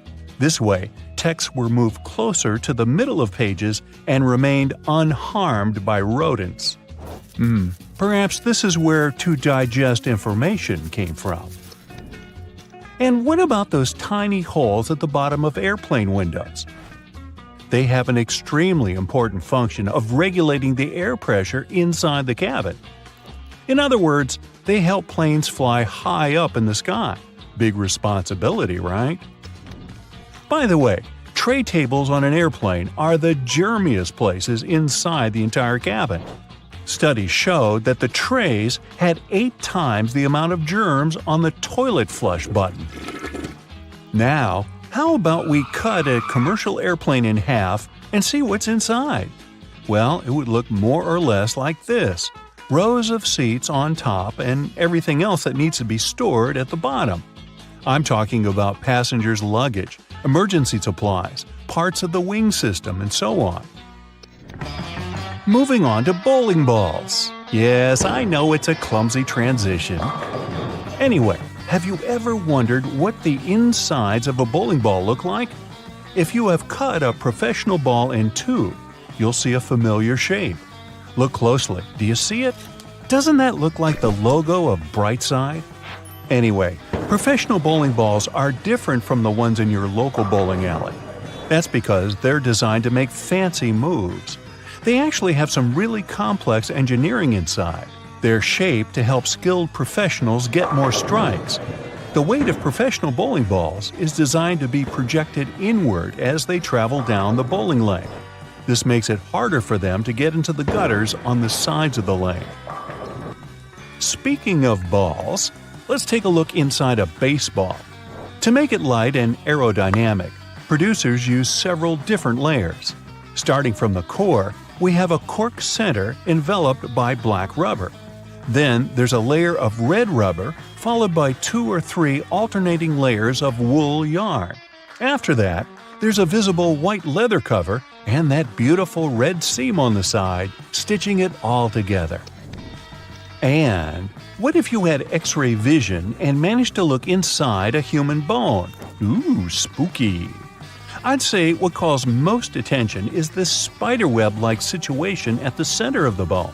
In reality, it's a highly condensed and complex structure of nerves that you have inside your bones. Aren't you lucky? Now, I've got a riddle for you. What is round, can be found near the ocean, and looks like an aerial view of the Guggenheim Museum in New York City, the one that's made almost entirely of ramps? If you said a nautilus shell, hey, then you guessed right. A nautilus is a shellfish whose house you can find in countless souvenir stores near the beach.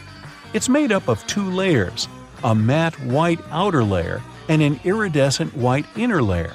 And if you were to cut it in half, it would look very similar to the insides of the Guggenheim Museum. Aloe leaves are good for healing purposes and also for hydration. But if you managed to look inside of an aloe leaf, the image you'd see would be satisfying and very relaxing. Who hasn't dreamed of a pool filled with jelly? Now, there seems to be nothing more mundane and regular than a tube of toothpaste. But you wouldn't think so if you cut open a tube that contains several colors. Now, there have been speculations that the insides of such a toothpaste tube might be divided by barriers so that the stripes don't mix. But if you cut it in half, you'll see that it has only one interior chamber. As it happens, there's a lot of science behind the making of striped toothpaste. According to a specialist, they have to ensure that the paste in all the stripes has the same physical properties. This way, the colors are naturally prevented from mixing with one another. That's why, if you tear a tube open, you'll see something that looks like several slices of pizza in different colors. If you open your closet, you're bound to find at least a few wooden hangers. Usually, they're made of cedar wood, which is a natural moth repellent. So, cedar hangers actually protect your clothes from moth infestation. For some people, more than others, eyeliner is an everyday must. Boy, isn't it. But did you know that back in ancient Egyptian times, both men and women used kohl eyeliners to protect their eyes from the sun's glare? Way to go for the Egyptians for figuring that out. Now, if I could just learn to walk like one. Normally, we use headrests for the purpose of, well, resting our heads, right? Well, not only. As it turns out, headrests can be easily removed from the seats and used to break car windows in case of emergencies. Now, this one is a trick very few people know about. You probably place your doormat horizontally, like most of us do. But doormats serve the purpose of absorbing dirt from the soles of your shoes before you enter your home. So, for this function to work as it's meant to, the best way to place a doormat is vertically. This way, you take more steps on the top of the doormat before entering your house. And last but not least, now I don't want to be accusatory here, but you have probably been vacuuming your house the wrong way, and I can prove it. Most people just vacuum floors and carpets in one direction or move the brush back and forth several times, thinking they've got all the dust out. But according to cleaning professionals, the best way to vacuum is in rows. First, you go forward with the brush until you arrive at the end of the row. Then, you fluff the carpet up and move back down along the same row, gathering the dust that wasn't collected in the first sweep. Talk about efficient cleaning. On the other hand, my idea of house cleaning is to sweep the room with a glance. Hey, I don't want to disturb that protective layer of dust. You just spent the entire morning running errands up and down the street, and you finally stop to treat yourself to a cup of coffee. You enter the nearest coffee shop, place your order, and notice that actually you really need to use the bathroom. It's a regular-looking public one with multiple stalls. As you pick yours, the one in the middle, you get inside and your mind starts to wander. Why on earth do bathroom doors have a half-inch gap between the door and the lock? And why on earth do they have a huge gap between the door and the floor? Can we have a drum roll for this moment, please? Well, my friend, there is not only one specific reason why public bathroom doors have so many gaps in them, but rather several. Public toilets are designed to make people spend as little time there as possible. You aren't supposed to feel comfortable or at home. So the design would have to reflect this notion. Here come the gaps. In some bathrooms, gaps are so big that users may even feel self-conscious about doing their business out of preoccupation that the rest of the people standing in line will see them. Then there's the matter of pricing. Making custom doors can be a heavy burden for the people building public toilets. This would mean understanding exact measurements so that doors would always fit the mold of the stalls it's supposed to be installed into. Now, not all the gaps in public bathrooms are necessarily the same size. They may vary, even if this variation is small and often unnoticeable. So, these gaps actually help to reduce the margins of errors and to turn production more cost-effective for the people financing them. In case a door comes wider or more narrow than it should, the gap regulates the differences and allows for their installation anyway. There is also the case of air circulation. The last thing you want to do in a public bathroom is to trap odors. So, you need a little space under and between the doors to allow the air to flow. Finally, the gaps are a big safety measure. It can always allow for people on the outside to see if someone inside a stall isn't feeling too okay and maybe needs some help. And what about that extra hole in the upper part of the sink?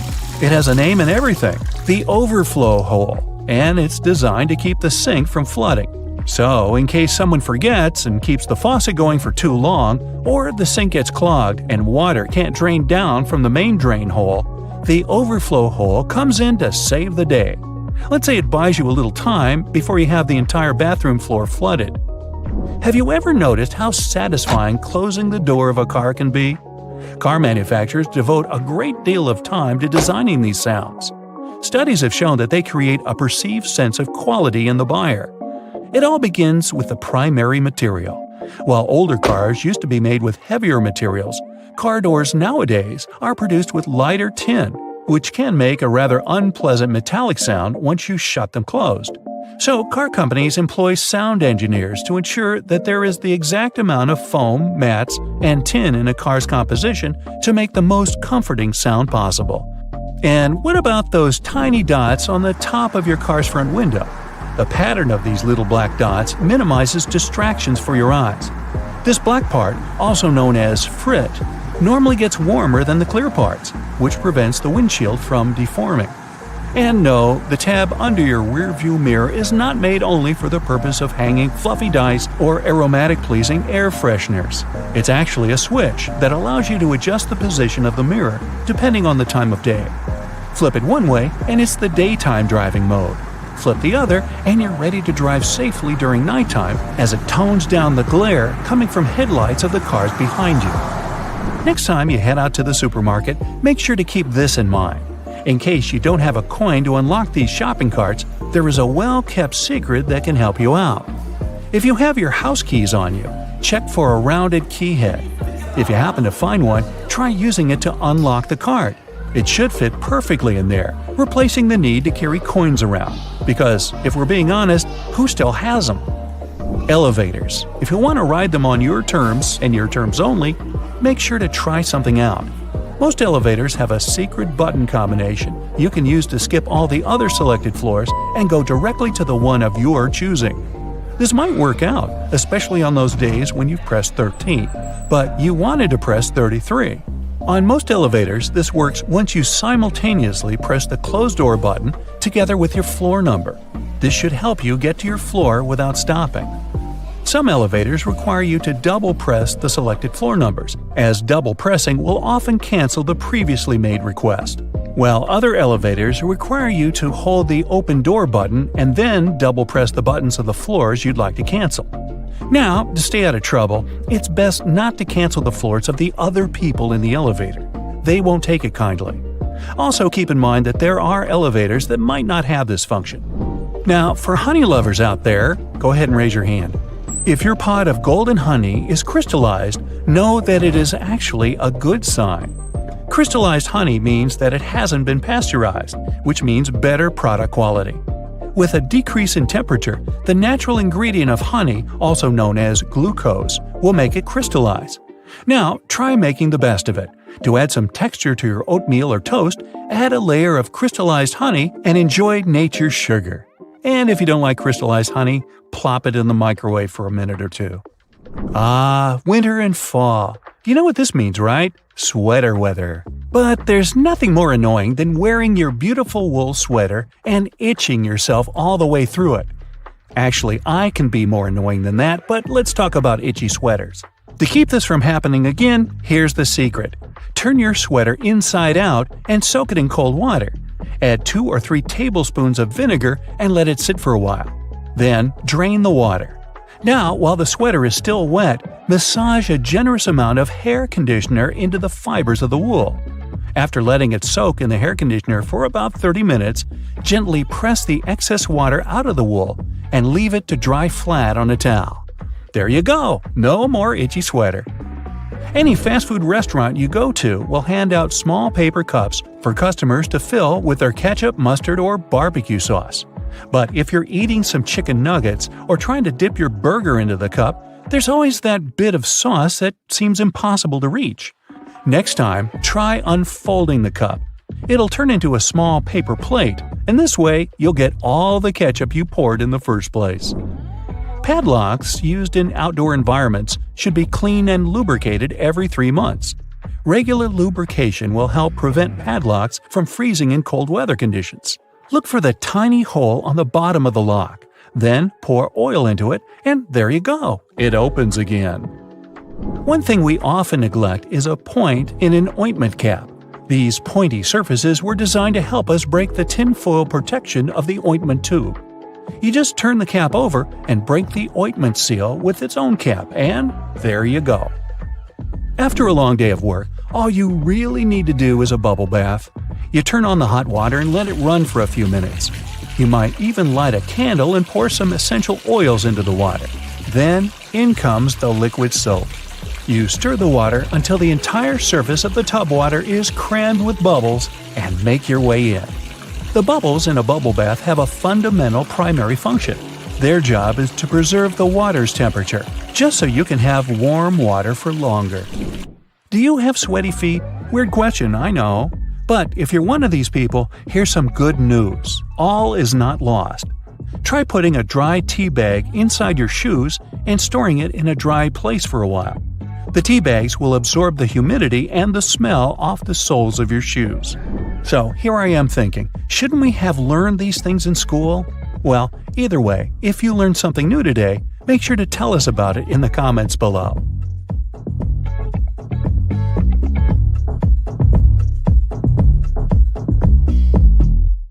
If you ever find yourself stuck in the trunk of your car, stay calm. All cars are supposed to be equipped with an emergency latch to help open the trunk from the inside in the unlikely case it happens. These latches are so well thought out that they can be opened by people of all ages. More so, handles are designed to glow in the dark, too. You can even pull them with the mouth if there's not enough wiggle room to use your hands. Never mind how you ended up in the trunk in the first place. Moving on. If you're ever working with needle and thread, remember you don't need to stick the needle directly into the spool. You may end up losing the needle altogether. Not to mention you can easily hurt your fingers. A lot of modern sewing kits these days come with a designated place for safeguarding the needles. It's located at the bottom part of the thread spool. You'll just need to pull it out. It's even made to hold multiple sewing needles at a time. Disposable ballpoint pens come with a little secret of their own. Did you ever notice that in some of them, there's a small hole in the plastic part? It's actually a rudimentary ventilation system. It's supposed to let the ink easily make it to the tip of the pen. Okay, I know it's in the name, but you really don't need to shake the seasoning shaker to get any product out. Don't believe me? Hey, you're not the only one. Go grab your favorite seasoning bottle out of your pantry. If it has one of those removable plastic caps, it's perfect for the experiment. Instead of shaking the bottle, try holding it from the plastic cap while it's upside down. Now gently twist the bottle from side to side and, before you know it, you get some gorgeously flowing seasoning without having to wiggle the shaker and make a mess all over the stove. On the same note, most salt and pepper shakers should have ridges on the bottom of the glass portion. In case you get any seasoning stuck in there, place the bottom of the salt shaker against the bottom of the pepper shaker and wiggle it around so the ridges click with each other. The seasoning should easily pour out now without you having to open the bottle. In colder weather, you often have so many clothing layers on you that you can hardly feel the purse or back straps on your shoulder anymore. Not to mention how fast they can slide off. Some jackets come with a built-in solution for that, in the form of a small tab on the shoulder with either a hook or a button. It's meant to be opened and closed comfortably, so you can keep your purse in place at any time. You're most likely using it merely to peel the skin of potatoes, carrots, or cucumbers. But you can use your vegetable peeler for chopping fine strips of onion as well. Just cut the onion into quarters vertically and then start slicing. This might also help out with those embarrassing onion tears. Most people miss this one, but should you ever have a closer look at your toothpaste tube, you will surely see some sort of coloring there, either a dot or a block. Colors can vary. They can be black, green, red, or even blue. These color spots are actually meant to help the assembly machines back at the toothpaste factory. They recognize when and where these machines need to cut the toothpaste tubes and proceed to fold them for packaging. For most types of footwear, if there's anything that seems a bit out of place, always know that it's there for a reason. Most manufacturers don't put extra items on shoes just for fun. It would definitely be a waste of time and resources. For footwear like boots, for example, there's often a small loop at the top back of the shoe. It's there to help you when you need to put the shoe on, since you can quickly pull on it. Plus, you can also hang the shoes somewhere, most likely to dry, since most boots are meant to be worn in the colder weather. Now, I've been guilty at least once of overdressing with a bunch of layers just so I won't need to jam everything in my check-in bag. But does it become a problem when you actually have to get seated? What do you do with your coat or your jacket? Well, have a closer look next time you board a plane on the seat in front of you. The hook that keeps the tray table upright can double as a jacket hook. As long as you don't need to have any meals while in the air, you're good to go. Now, most mascaras expire within 3 to 6 months, I'm told, depending on the manufacturer. But you can help speed up that process if you're not careful enough. Continuously pumping the mascara wand, trying to mix in the product actually pushes more air into the tube. This can make it dry much faster, and you evidently won't get the desired results with it anymore. There's an easy way to check if your mascara is still good enough to use. If you don't hear a popping noise when you take the brush out, you may very well need to go get yourself a new mascara tube. Now, I know we're living in the era of Bluetooth-connected devices, but for better quality sound, they still recommend using headphones that connect via audio jacks. Remember seeing black ridges on those jacks? They aren't there just to make them fit when you plug them into your phone or laptop. Made out of a special insulating material, these bands are meant to guard the wires when sound is being transmitted. Based on the number of bands, you can figure out which end goes where. Some empty space under noodles in a cup doesn't mean the company producing them wants to cheat you out of a full portion. No. It's a manner of keeping the noodles intact during their transportation. It also helps with the circulation of hot water that is poured over the products before you can enjoy them. The V-shaped neckline was initially designed to serve a bunch of objectives. First, as a way of prolonging the life of the garment that would maintain its shape over the years. It's also there to fit your head through the shirt in case it needs some stretching. This way, it ensures a snugger grip around the neck. Lastly, it helps absorb sweat in case you're wearing the shirt while exercising. Now, it's not necessarily a custom anymore, but you may have stumbled upon a dinner jacket with an additional mysterious pocket on the right side. Turns out, this pocket was used by men to easily reach their train tickets, since most of them had to travel to work every day. It helped them keep their jacket buttoned up, but also benefited from the use of a pocket. Now it's only added as a decoration, and it doesn't serve an actual purpose anymore. Speaking of things we don't use these days, or at least for their initial purpose, did you know Play-Doh was originally a cleaning product? In the 1920s, the market was in need of a product that could help them wipe the wallpapered areas around coal-burning furnaces. The recipe for what we now know as Play-Doh was thus invented. It was manufactured in white only and was supposed to clean wallpaper by being rolled back and forth over the dirt. It was only later, in the 1940s, that new products for cleaning wallpaper were brought up, and Play-Doh was redirected toward another area of the market. Now, while I enjoy a nice piece of toast for breakfast, isn't it pesky to have to clean out the toaster? Well, not anymore, since I recently found out that toasters have a slide or a panel at the bottom that helps get rid of all those annoying breadcrumbs easily.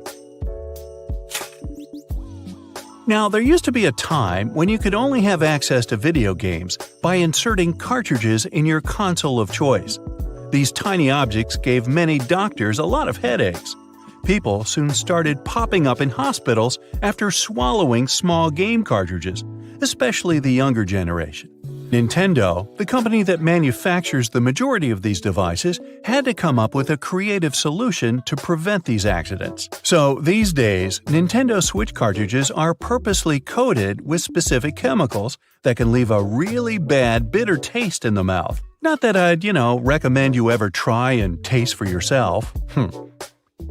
Remember moving around on those scooter boards during gym class? Or, more accurately, bashing your fingers repeatedly while holding onto the handles? Somehow they managed to be designed perfectly to cause the most finger damage as possible. But it turns out that we all miss the actual use of these handles on the slides. Guess what? They're finger guards, not handles at all. The plastic loops on the sides of the boards were designed to protect your fingers from the exact walloping that we all gave ourselves by using them wrong. See, the correct way to hold on is to slide your hands through the hole and grip the base of the board itself. This way, you'll block your knuckles from knocking into other boards and obstacles while you're having the time of your life scooting around. When you're getting out of the shower and wrapping yourself in a cozy bathrobe, which way are you supposed to tie it? This way, right? With the belt through all the loops tied around your waist? That's how all belts work. Is it a trick question? Yup. Bathrobes actually work better tied like this. Slide the belt through the first two loops on the front and pull it tight. It's so much easier to wrap it nice and tight. Look at this division symbol. I bet you've never put together what the little-known meaning behind the design is. It's a fraction, but with the numbers replaced by dots. Makes perfect sense, right? Why didn't any of us notice it? If you slice open an avocado but don't use it, there's a way to keep it from going brown. Store it in a glass of water in the fridge. It'll last 2 to 3 days longer. When you're microwaving some popcorn for movie night and are about to pour it from the bag into a bowl, stop. There's actually a useful feature built into the microwavable bags that barely anyone uses. Once it's all popped, the end of the bag will have a slight opening. Before you tear it open wider, tip the bag upside down and shake it. It's designed to let the pesky unpopped kernels fall out. Shake them all out, and you'll have a perfect bowl of popcorn every time. Sunblock has an unknown use that could come in handy if you ever have a permanent marker on your skin and a can of sunblock spray handy. Just spray it on the marker and wipe off. There you go. It also works on hard surfaces like your kitchen tiles. So the next time you unleash your artistic talent with a Sharpie somewhere you shouldn't, you're covered. If the batteries in your remote run out of juice, there's a hidden feature to give them a bit more life. Take them out and rub the ends together on both sides. This cleans off the connectivity points and gives the chemicals inside time to redistribute. This means you've got more time to run to the store to buy more batteries. Look up. See your ceiling fan? Okay, if you don't have a ceiling fan, just go with it and imagine you do. Well, it has a hidden feature that you probably don't know. It might be a switch on the fan itself or a button on the remote, but most fans have the ability to change directions. And there's a reason you really want it to. In winter, you want it to spin clockwise, which pushes all the hot air from the ceiling down. In the summer, you want to spin it counterclockwise to pull the cool air that pulls around the floor up to circulate around the room. This next one's a huge deal. Your microwave probably has a silent mode. Yeah, that's right. All your 3 a.m. burritos that you heated up with your finger hovering over the stop button to hit it 1 second before the timer went off could have actually been a lot less stressful. It depends on the mode, but by either pressing or holding the 0 or 1 button, you should be able to activate the silent mode. Now you can microwave to your heart's content anytime. Those springy door stops at your baseboards that make the boing sound aren't just door stops. They're also door holders. By holding them down and opening the door over them, the spring latches onto the bottom of the door and locks it open. Yeah, we all miss that one. Did you know you've probably been putting on your running shoes wrong? See, there's a small hole at the top where the laces end that's called a heel lock. Can you guess what it does? Yeah, it locks your heels. That way, they don't slip around and give you a blister or slide your sock down, which is just the worst feeling, isn't it? So what you're supposed to do is loop each lace into its heel lock hole, which creates a small loop. The opposite lace then goes through that loop. Tie your laces tight just like you normally would, and whoa, your heels are secure. Speaking of shoelaces, if you accidentally knot them so well that even you, with your incredible muscles, can't undo them, there's a common baking ingredient that has a hidden feature that can help. Yep, you heard me right, a baking ingredient. Cornstarch can make your gravy thicker, or it can untie stuck knots. It's so talented! Just sprinkle it on any knot, coating it completely, and it will slide free easily. It works on necklaces, ropes, yarn, etc. It doesn't work on knots in your muscles though, unfortunately. But hey, you can always give it a try. Uh-oh, did you put on your friend's ring without thinking how much smaller their hands are than yours? And now it's stuck. Just grab a bottle of Windex, my friend. Yup, Windex cleans your windows, of course, but it also has a neat little secret talent at removing stuck rings. A little spritz, and that bling will slide right off. Cool, huh? Why has no one ever taught us that? Let's say you're writing something in pencil, like an exam, but whoops, you forgot your eraser. Strangely, you didn't forget to bring your bread to the test. So you've got that, which is all you need to clear up that mistaken answer you just wrote down. Roll the bread up tightly until it has a texture best described as, well, eraser-like. Then go at it, erasing like you normally would. Why have the bread makers been hiding this from us? This could have been useful in so many situations when I brought bread to my school exams. If you wear leather jackets, first off, you're cool. Second off, you're probably missing out on a hidden feature that's not so hidden and is actually in plain sight. The straps on the top of the shoulders of your jacket aren't just for decoration. If you unbutton them while you slide on the straps of your bag, you can clip them shut again over your bag straps, locking them in place.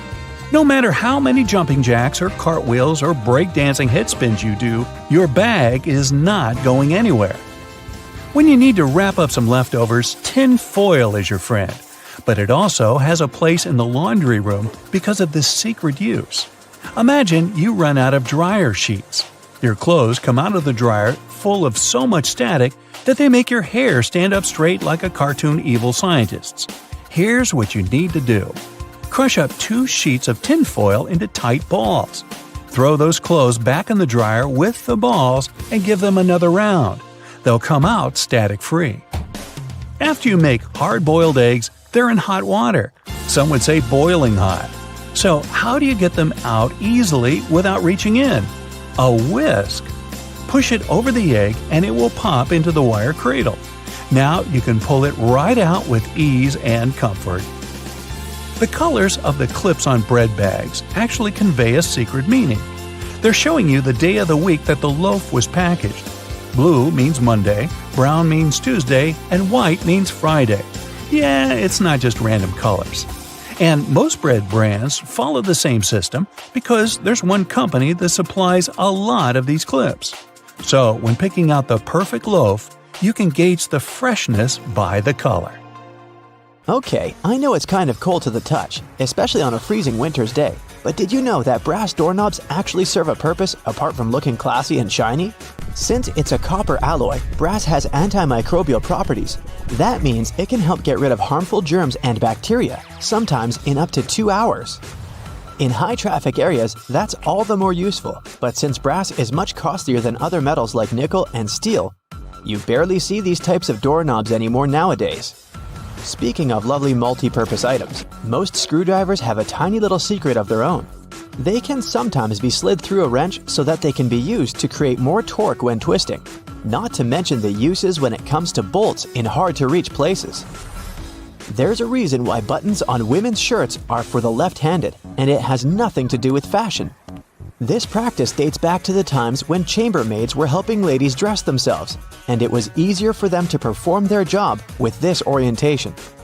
Having the buttons placed as such indicated a sign of wealth, so it's easy to imagine why the practice carried on, even though most people dress themselves nowadays. Next time you receive a package in your mail, take a look at your box cutter. If it features some diagonal lines on the blade, you're in for a little design perk. Turns out that these are blades that snap off. Continuously cutting cardboard can dull the sharp edge of the blade. To help prevent the need to buy a brand new box cutter, the top segment along the next line can be broken off to reach a new sharp edge. To do this, check out the small hole at the base of the tool, sometimes called the blade snapper.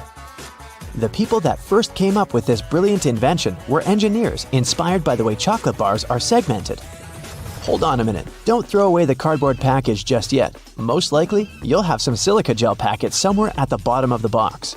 Since this gel is basically a drawing tool, it gathers up the moisture out of its environment, so you can store these packets for further occasions. Whether you'll need to dry out your phone or some other electrical object, you can place them in a container next to the silica gel to reduce the damage. You don't have to be a mechanic to know when a standard car tire needs replacing, since they come equipped with a neat indicator. Take a closer look, and you'll see that treads within the tire are a bunch of rubber notches. When the treads are evened out with the perpendicular bars, it's a sign you need to book an appointment with your local car service, since most likely the tires have lost most of their traction and may not be safe for driving any longer. The upper corners of a car windshield feature textured black dots melted into the glass edges. This neat add-on isn't there for design purposes. It's called frit glazing, which means that a special type of ceramic paint is added to the window for protecting its sealant from UV rays. It also conceals and creates a coarser surface for the adhesive used to set the window in place. Whenever you're up for a drive, check out if there's a small tab under your car's rearview mirror. Bet you didn't know it's there to help switch the mirror from daytime to nighttime views. It uses a prismatic glass technology to blur the reflection and reduce the glare of headlights behind you in traffic. People came up with these manually tilted mirrors in the 1930s, but they became standard somewhere in the 1970s. While you're in the car, check out the headrests, as you most likely don't know that they carry a little disguised purpose. Of course, they're adjustable to accommodate passengers of any height so that they get the proper support for their heads and necks. The hidden feature is that they are detachable and come with two very solid metal bars. Should you ever find yourself stuck in a car and need to make a fast getaway, these bars come in handy to crack out the car windows. So you're out for a drive and you're suddenly out of gas. What I'm about to describe sounds more like a meme than an actual situation bound to happen. But what if you're in such a hurry that you accidentally drive off with the gas nozzle still in the tank? Well, the nozzles have been designed to prevent any hazards from happening, rest assured. They feature a breakaway device that will allow the hose to separate when taken out with enough force. Initially designed in the early 20th century to be worn exclusively by basketball players, sneakers soon became one of those fashion fundamentals, similar to jeans and leather jackets.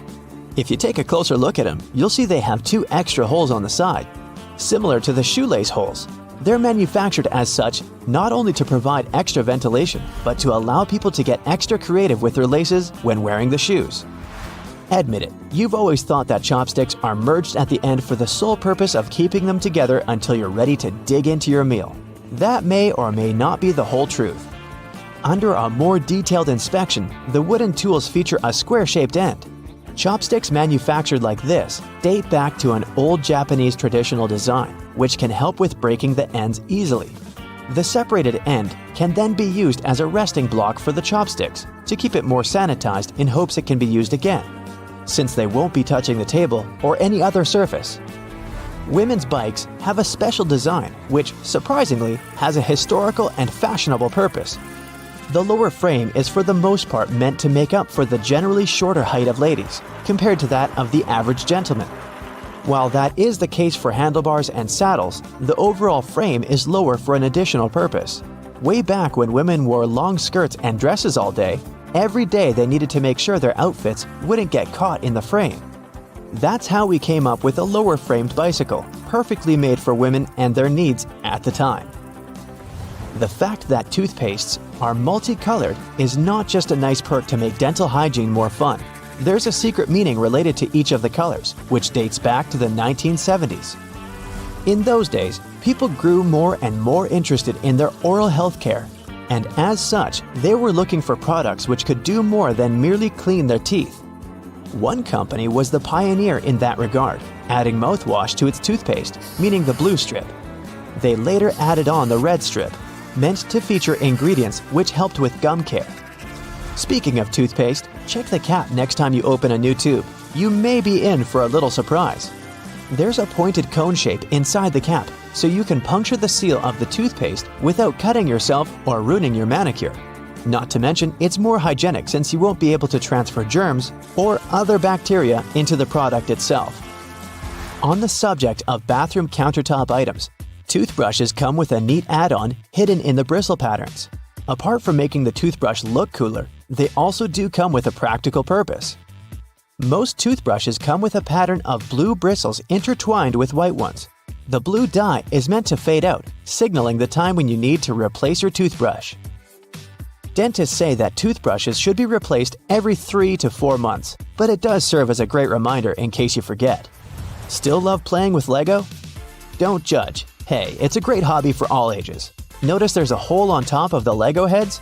Behold, you're looking at a safety feature that the people at Lego designed to prevent choking hazards. The most dangerous issue should a person swallow any of these pieces is the blocking of the airways. Designing a hole inside the Lego head helps the air to flow freely through the piece until it can be removed safely. We're now used to all sorts of modern light bulbs, some tubular, some shaped like diamonds, and some even twisted altogether. Historically, light bulbs were round and the initial shape served a purpose in itself. It was mainly connected to the fact that glass bulbs were hand-blown, which gave them the round shape to begin with. The hidden practical reason was that the light bulb filament needed to be at the same distance from every surface of the glass sphere. The easiest way to achieve this was to make the glass in the shape of a globe. Tires on the landing gear don't burst because they're designed for a load that's 4 to 5 times as great as they experience during landing. The wheel itself might break, but the tire won't burst.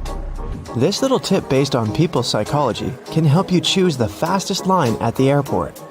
If there are several lines at check-in, opt for the left one. It's believed that you will get to the counter more quickly this way. Most people are right-handed and intuitively choose the right side. Your skin usually becomes a bit dry during the flight. This happens because of low humidity levels in the cabin. Bring a good moisturizer with you to keep your skin hydrated on board. Do you know that airplane pilots always eat different meals before a flight? This way, if one of them gets food poisoning, the other will be able to take control of the plane.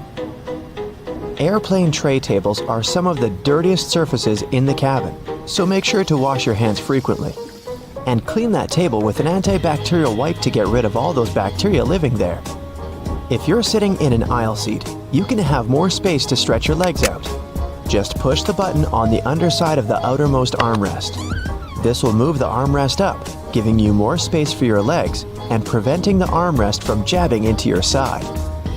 Here's a reason why they turn the lights off in the cabin. Passengers need to get used to the darkness in case an emergency landing happens at night. This way, their eyes are already used to the absence of light, which makes it easier to evacuate. Flight attendants ask you to open window shades so they can see what's happening outside. This way, they can choose the best way to evacuate passengers in case of an emergency. Almost all passenger planes are white, since this color best reflects the sun's rays and prevents the plane from heating up. Another good reason is that white paint is cheaper. Also, workers and engineers can easily notice any damage on a white surface. It's better to avoid making important decisions during a flight. Your brain doesn't get enough oxygen at such heights. This negatively affects its functioning. Chewing gum, hard candies, and mints can help you to avoid this annoying ear popping during takeoff and landing, but not because of the candy itself. You feel better thanks to the process of swallowing. Yawning helps too. As for the gum, it also helps get rid of that bad breath caused by the thin air at high altitudes, which pulls moisture right out of your body. Dry air can make you feel as if you're coming down with a cold. The air in the cabin dries out your nose and throat as if you have symptoms of a cold. These symptoms usually go away right after landing. The water they use to make coffee and tea on board isn't always clean enough. Yeah, many companies use very good water filters now, but still, it's better to ask for bottled water if you're thirsty. That tiny triangle on the aircraft wall over your seat means a lot for flight attendants. These triangles mark the windows through which you can see flashing indicators. Those signal the retraction of the landing gears and the closing of the flaps. Let's say the pilots find out there's some problem. In that case, a flight attendant rushes to the necessary window to check what's happening. But for passengers, this is just the best place for photos, since you can see the wings perfectly. Seats in the middle of the cabin above the wings are the best for you if you have motion sickness. This area is more balanced and shakes the least during turbulence.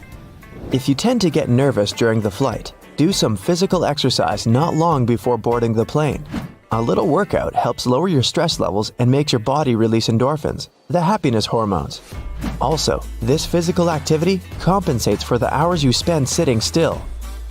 The turbines are located under the wings, since this makes it cheaper, faster, and easier to service the engines.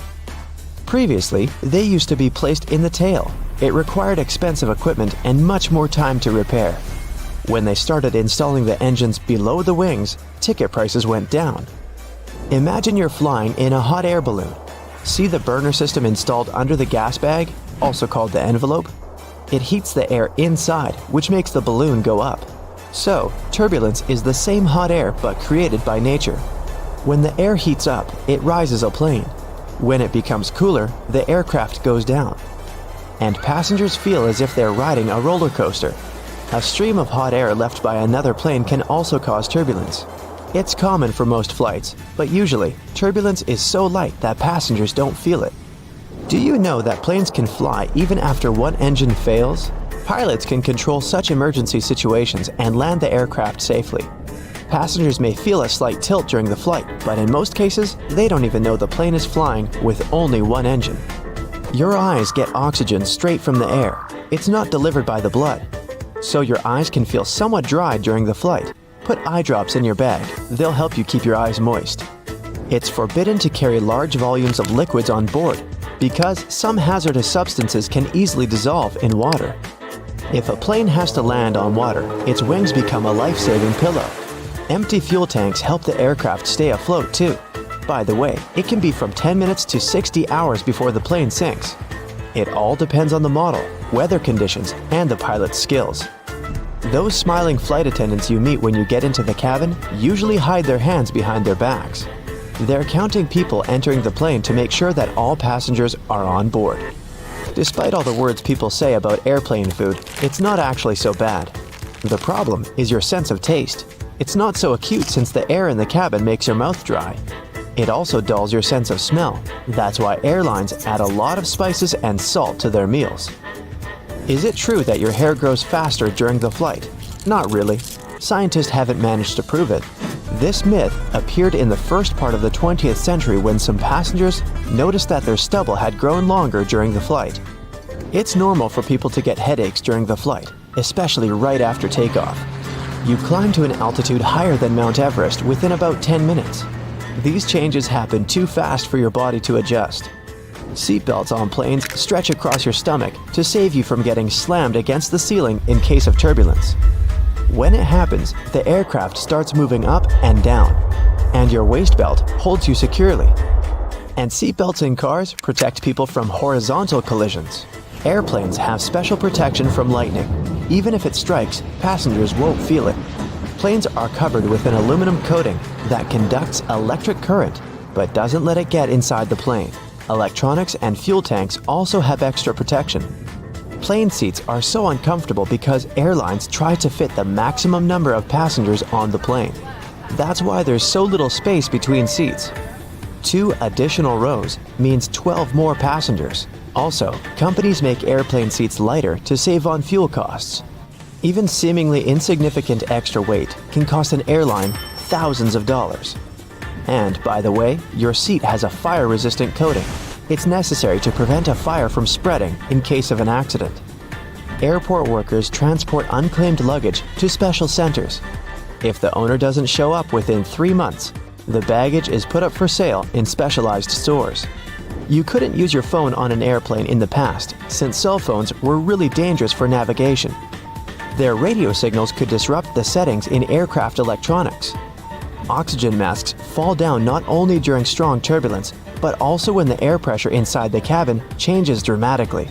Passengers are okay if they put on their oxygen masks, but in such cases are considered to be an emergency, and pilots do their best to quickly go down to a safe altitude so that passengers can breathe without oxygen masks. Hey, have you ever been vibing out in your room, listening to some of your favorite songs, admiring the subwoofer of your speaker as it delivers magnificence to your eardrums? We all have.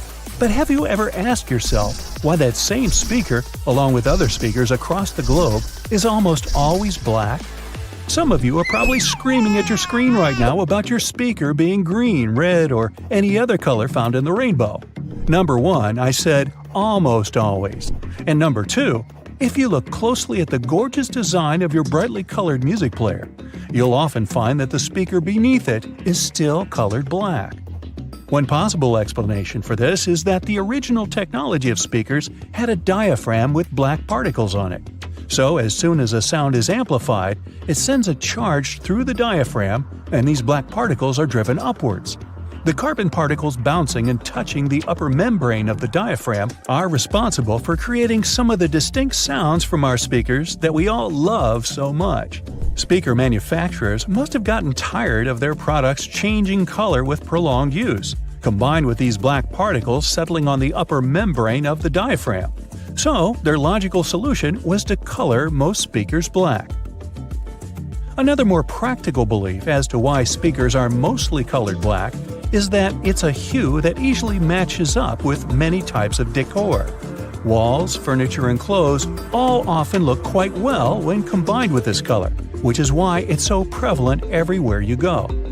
Listening to music has repeatedly scored in the top 10 pastimes in the US based on research. Nowadays, you find sound speakers everywhere. In your television, laptop, and your phone. You can't escape them. But let's take a look at how they started off. Their origins are in radio and telephone technology. The first form of a speaker was developed by Johann Philipp Reis in 1861. The German was a self-taught inventor and installed the speaker on his telephone. It was just about able to reproduce clear tones, but it could also replicate muffled speech after a few revisions. Alexander Graham Bell, the inventor of the telephone, decided to try and produce an improved version of Reis's speaker. Essentially, Bell and other inventors wanted to make an electrodynamic speaker. By 1877, it was still yet to exist, but due to the desire of inventors worldwide to change this, research confirmed that it was extremely possible to make one. In particular, the work of Werner von Siemens, who came up with the idea of an electromagnetic coil-driven speaker, was a driving force in arriving at this conclusion. Why are there magnets in speakers, you might ask? Every speaker nowadays has an electric current, something the inventors were discussing would never have taken for granted at any point in their lives. When this electric current is changing, it produces a magnetic field. To make the panel of the speaker move, magnets are used to create an opposing magnetic field which creates vibrations. These vibrations are the sound we end up hearing. The bigger the magnet, the louder the speaker will be. Another inventor by the name of Thomas Edison from the US had filed a British patent for a system using compressed air for an amplifying mechanism. The first commercial electric loudspeaker saw the light of day only in 1924. The sound quality produced by this speaker was good enough for motion pictures. It took nearly 20 years for the next groundbreaking development in the world of loudspeakers. This came with the arrival of the duplex driver in 1943. It offered better clarity and coherence at high volumes, which was important in movie theaters. Fittingly, it was nicknamed the voice of the theater. The duplex driver was immediately tested by the Academy of Motion Picture Arts and Sciences and instantly made its film house industry standard in 1955. Until now, this loudspeaker design is still used. Indeed, the film industry does seem to put a lot of effort into its sound, and so do the theaters we watch them in. You may have noticed that these buildings often have thick curtains on the walls. These are soundproof or acoustic curtains, and both are much thicker than regular curtains. They will either consist of heavier fabrics that are tightly woven or have better quality linings. This means that these curtains will absorb sound and reduce the acoustic reflection off the ceiling, windows, and flat walls of the room. This ultimately creates a much better sonic experience. The carpet floors are so thick in theaters for the same reason. It helps to trap sound by providing insulation. From a practical standpoint, this carpet is also set up to prevent the sound of footsteps during film screenings. This concept of trapping sound is also the reason why putting a phone inside a cup will make the phone's speaker seem louder. Any speaker sitting or suspended in an open space projects its sound in all directions. As the speaker vibrates to create sound waves, an equal amount of energy leaves from both the front and the back. By placing a speaker in some form of enclosure, we can redirect some of the energy that comes from the back of the speaker and project it forwards. By putting the speaker in a cup, you're directing the sound more efficiently. It travels only one way, making it seem louder than what you'd hear when you take it out of the cup. Speaking of phones and speakers, ever wonder why your mobile device makes your speaker produce a buzzing noise? This can occur when the two gadgets are near one another and your mobile is trying to send and receive data. The transfer of information produces electromagnetic disturbances in the medium around the speakers. It creates noise in the audio, and as a result, you can hear the buzzing sound coming from the speaker. A simple way to protect the amazing vibe your speaker is creating for you from this irritating buzzing noise is just to move your phone away from your speaker, or vice versa. This will eliminate what is officially known as electromagnetic interference. Research across America shows that, on average, 74% of people own 2 or more pairs of headphones. 46% of them mention they listen to their headphones for more than 2 hours per day. Some choose the headphones by their looks, others by the sound quality. In either case, finding the right pair is important, since a lot of people are willing to spend over $100 on it. Headphones have become a true fashion accessory. That's why well-known figures are trying to make an impact in the headphone industry like it's the fashion industry.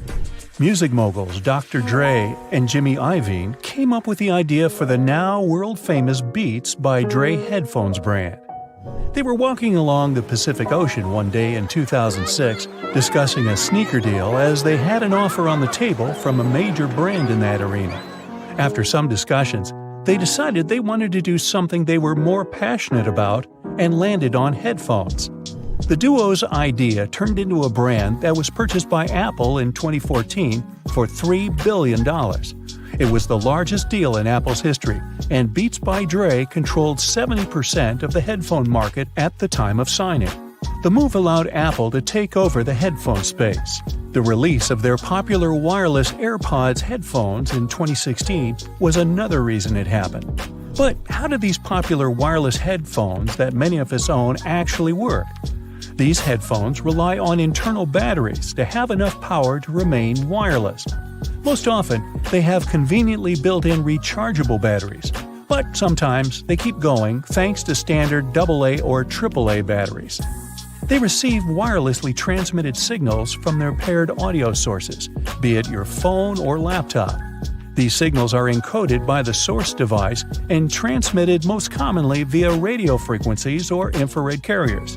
The headphones receive the signal and decode it to audio. And just like that, it's music to your ears. You might have noticed that no iPhone has ever had a dual SIM card, and probably never will. Well, it seems to me that's remarkable. The software of the phones that have a dual SIM card has to support it. If you look up the iOS's source code, you won't find anything related to two SIM card capabilities. This technology requires transceiver for each SIM card, which of course adds to the cost of production of a cell phone. So, if an iPhone had one, the model would be more expensive. More expensive? Also, this feature would increase battery consumption rate, so the battery wouldn't last as long. Seems like the company opts for not having the dual SIM slot. Instead, the latest iPhone models support the eSIM feature that acts like a dual SIM slot. But this second SIM card isn't a physical card, but a digital one. To use it, you just have to upload all the information in your cell phone. To get one, just go to a cellular plan that provides the option and ask for an eSIM. You'll get a QR code that you'll need to scan and add the new cellular plan to your device. Or you can type in the details manually. Then just add the labels to your SIM cards to remember which is, for example, a business SIM and which one is personal, and you can start using both. Another thing iPhone has never had is a back button. Even back in the day when there was a physical button on the cell phone, it was a home button. This drives people who have never used an iPhone crazy. But the reason for not adding the back one is simple. A swipe from left to right serves this function, so there's no need for an actual button.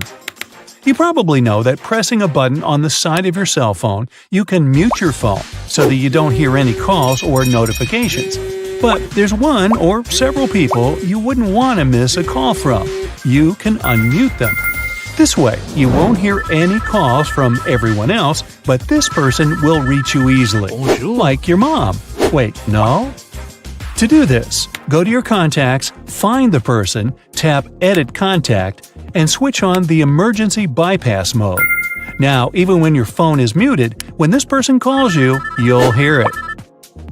Sometimes we have to give our phone to someone so that they can play on it or read or scroll through some photos. The fact of giving away your cell phone to someone might make you fear that the person will end up peeking into some personal info. To help you keep your peace of mind, there's a guided access feature on your iPhone that, when activated, will not allow the person to leave the app. To activate it, go to Settings, Accessibility, and then scroll down to find the guided access. Enable it and set a passcode. There's also a way to hide some of your photos. To do this, open the photo you want to hide, tap the Share button, and then tap Hide. To find the hidden album, go to Photos, then Albums, and scroll down till under Utilities, where you'll see the hidden album. Which is really not that hidden because everyone can access it anyways if they find it. If you don't want the hidden album to show up, you can hide it for good. Go to Settings, then Photos, scroll down, and switch off the hidden album mode. It's turned on by default, so this way you'll make it disappear. To bring it back, switch the hidden album back on. You can add captions to your photos. If you do this, you won't need to scroll through all of your photos to find the one you need. So, you took a photo of a bus schedule. Ooh, nice composition. Open the picture, swipe up, and you'll see the Add a Caption field. Type in a keyword such as bus, and then Done. If you ever need it later, instead of scrolling down through all of your photos, you can simply go to the search field, type in bus, and the photo will pop up. Usually, the last photo you've made or downloaded becomes the thumbnail photo of the album. You can change it and set as a thumbnail whatever one you like. Just go to the album, find the one, tap and hold it, and then select Make Key Photo. You're taking a screenshot to show one particular app to a friend. If you take just a simple screenshot, you'll have to specify in the message which row it's in. Instead, after taking a screenshot, tap on it. When you're in the editing mode, tap on the plus button, then on the magnifier. This feature will add a magnifying circle to your photo, which will zoom into a particular space. Simply adjust its size and the degree of zooming in or out to magnify a specific thing on the screenshot. In Safari, you can make a screenshot of the whole page at once, not only the part that's on your screen. Take a regular screenshot and then tap on it to go to the editing mode. On the top panel, select the option Full Page. Now you can see the picture of the whole page. You can also pick how to crop it if you only want a part of it, But it's definitely handy because you don't have to do several screenshots anymore. If there's a phrase or an email that you use a lot but are tired of typing over and over again, you can add a shortcut for it. For example, your full address. Go to Settings, then to General, Keyboard, and Text Replacement. There, you can add shortcuts. Type in the address in the phrase field and come up with a shortcut for it. Now, when you type, for example, address, your full address will pop up in the suggestions and you'll never have to type it all over again. To quickly send someone your current location via messages, just type in "I'm at." The option of current location will pop up and you can just tap on it. Use it when you park your car. Once parked, just send yourself your current location so that later you can find your car. Well, more easily. Another typing trick is to use numbers. If you need to type in a number, you probably tap the 1, 2, 3 to go to the Symbols menu, then pick a number, then tap ABC to come back. This is pretty annoying. Instead, just press and hold the 1, 2, 3 menu. The numbers will appear, so you can simply move your finger towards the digit you need. Once you remove your finger, you'll be back to the text menu and you can keep typing. You can turn your iPhone keyboard into a trackpad. To activate it, press anywhere on the keyboard and hold it for a while. When it's activated, you can move your finger around and the cursor will move. If you press a bit harder, you'll select a word. This feature is available if you have an iPhone with 3D Touch. There is also a quicker way to close all your applications. You probably swipe them up one by one, and sometimes it takes forever. You can do it 3 times faster if you use 3 fingers when swiping. This way, you'll be swiping away 3 tabs at once. If you mistype a digit in a calculator, you probably clear it all and start all over again. Tell me about it. On the top of the screen where the digits are displayed, swipe to the side, and this movement will serve as a backspace command to remove the last number you entered. If you need to change the time of some event in your calendar, you don't necessarily have to tap on the event, edit it, and set the new time.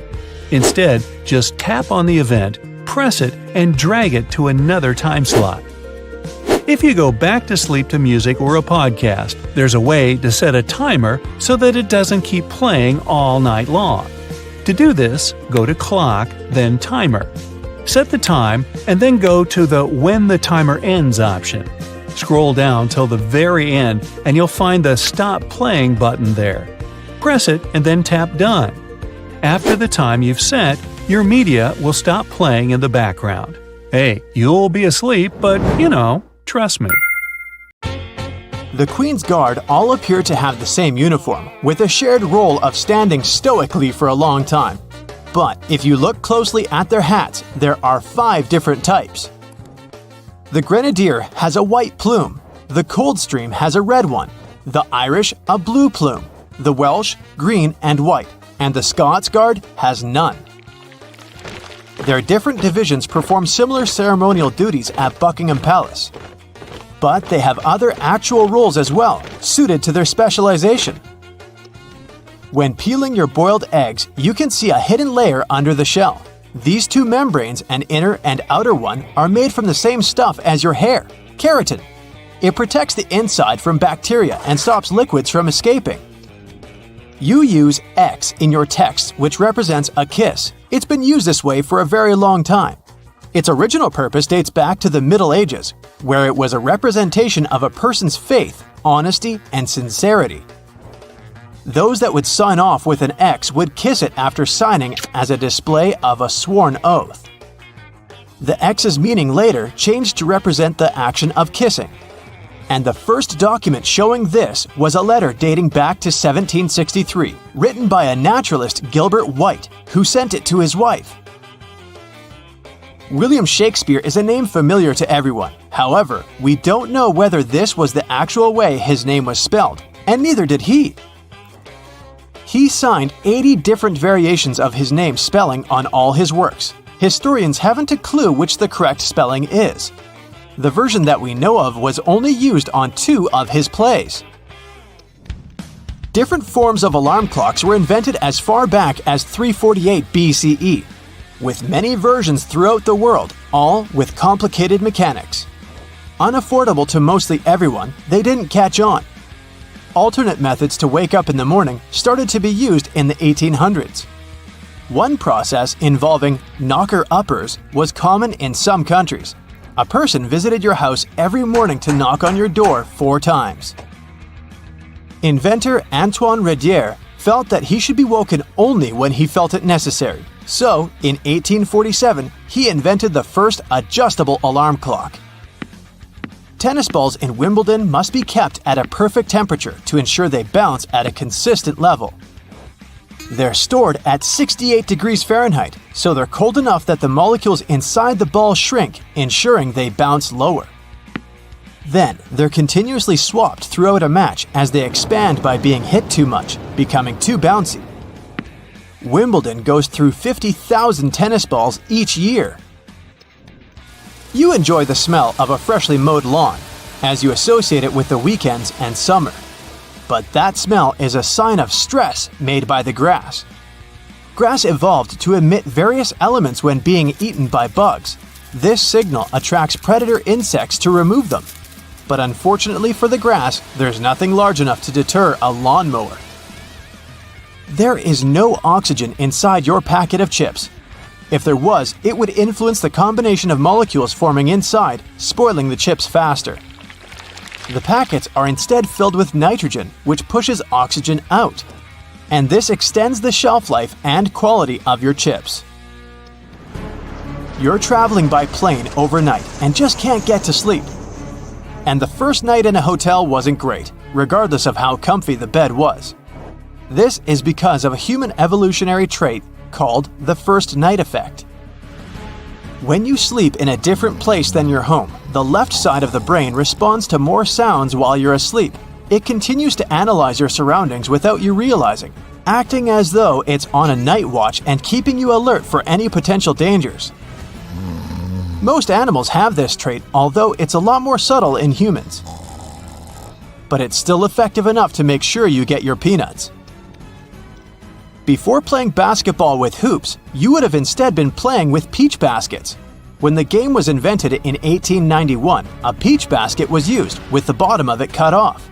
But it only took 15 years for players to grow tired of constantly collecting the jammed balls and to remove the basket altogether. When you click your fingers, the snapping sound isn't from the physical click of finger and thumb. The noise actually comes from the finger hitting the palm. The instant film for the first Polaroid cameras didn't have their own coating after taking a photo. To develop it, you applied it yourself. Waiting for it to dry took a long time, so shaking it sped up the process. Then, from the 1970s, the film provided everything required for the photo to develop, making the popular craze of shaking Polaroids pointless. Shaking the photo can cause the ink to wave or blur before drying properly, so you shouldn't actually shake it like a Polaroid picture, and just wait patiently instead.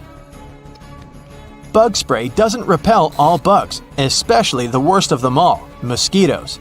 It does cover the scent of carbon dioxide, which is what attracts mosquitoes, but the spray only protects you for a short distance. Mosquitoes can also track carbon dioxide over long distances. They will continue to stalk you until they find a gap in your invisible bug shield. A great alternative is lavender, which contains linalool. This fragrance completely overloads the mosquito's senses, making it unable to track you. The half belt on the back of some jackets appear like a fashion accessory. It was initially designed that way for larger jackets, as they could also be used as a blanket to wrap around oneself. The belt's position helps hold the material together, so it's easier to walk with whilst keeping you warm. Ketchup wasn't originally intended to be your favorite condiment. In 1834, a physician, John Cook, sold ketchup as a cure for indigestion. It was an immediate hit, and today, 10 billion ounces are purchased annually in the USA, although not as the intended medicine. Thomas Edison made over 1,000 inventions, and one in particular, the light bulb, is most famously linked to him. However, he didn't actually invent it. Warren De La Rue, a British chemist, had solved this scientific challenge 40 years earlier. There were also 20 other inventors who made alternate versions before Edison did. But earlier varieties relied on cotton thread and only lasted up to 14 hours. Edison, in 1880, used a carbonized bamboo thread instead, and his worked up to 1,200 hours.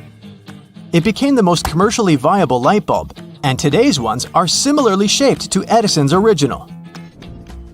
The first treadmill was used in England in 1818. It was a large wooden cylinder with a handrail, although it wasn't used to keep fit. Convicted criminals would be forced to use these for up to 10 hours per day as a punishment. The energy output potential was realized, and soon it was built to work with water pumps and grain grinders. It was so effective that it was used in all prisons throughout the country. But in 1902, it was decided that it was too harsh and stopped. And now, this cruel punishment is mainly found in gyms. During the 1940s, there was a shortage of cocoa, and it was important to find a solution to this problem. A production company found a way by mixing only a small amount of cocoa with hazelnuts and milk, and the original Nutella was created. It started out as a loaf spread, like a stick of butter. It then transformed into a creamier version inside a jar in 1951, but it wasn't until 1964 that it was given its famous name. Your passport might be a dark shade of either green, blue, or red. The darker color not only makes them appear more official, but is intended so that through its journeys, the dirt that's collected is more easily hidden. Wasabi was first used back in the 8th century. It wasn't meant as a spicy condiment as it's served with sushi today. Initially, it was used for its antimicrobial properties that help avoid the harmful reactions to fish with sushi that's a bit too old. You know that weird feeling when your eyes are seeing one thing, but your body feels something different? Yeah, that's motion sickness. Turns out 8 out of 10 people feel it pretty bad. Sure, you could pop some pills or grab those motion sickness glasses if you're not a fan of Big Pharma, but let's be honest, those glasses can be a bit hit or miss. Now if you've just splurged on a shiny new iPhone, you're in luck. Apple rolled out this feature to help with motion sickness. It tends to hit hardest when you're reading or scrolling instead of just staring out the window. So, Apple invented vehicle motion cues. With this feature, you can use your phone in the car. Just don't be the one driving. Here's how it works. Tiny animated dots appear around the edges of your screen, syncing with the car's movement to keep your senses chill. Your iPhone uses built-in sensors to know when you're cruising and adjusts automatically. You can set it up to pop up on its own or toggle it from the control center whenever you need a little help. No need to press any buttons to restart your iPhone if you're using iOS 18. The revamped control center keeps all your favorite controls: brightness, volume, orientation, Bluetooth, Wi-Fi, and adds a shiny new restart button. Just swipe down from the top right corner of your screen and press and hold that new power button. Don't just tap it. Think of it like a game of hold the button until something cool happens. After a second, the power off slider will pop up. When you're ready to bring your iPhone back to life, just hold down the side button. Easy peasy. It's like magic, but without the rabbits. The iPhone flashlight just got a major glow up. With iOS 18, not only can you adjust the brightness, but now you can also tweak the beam width. If you got a compatible model, that is. Turn on your flashlight through the lock screen or control center, and you'll see a fresh user interface pop up in the dynamic island. Swipe up and down to play with the brightness, and swipe left and right to change the beam width. And if you want to turn it off, just tap anywhere in the dynamic island. Next time you're throwing a party at your place, you'll see there will be people asking you to give them the password for Wi-Fi. You can make it all easier by creating a QR code for everyone who might need to use your network. Got some friends over and want to share your Wi-Fi without the hassle? Even if the person scanning the QR code isn't in your contacts, it's not a problem. This works like a charm for those outside your digital circle. You can even share your Wi-Fi with your Android friends this way.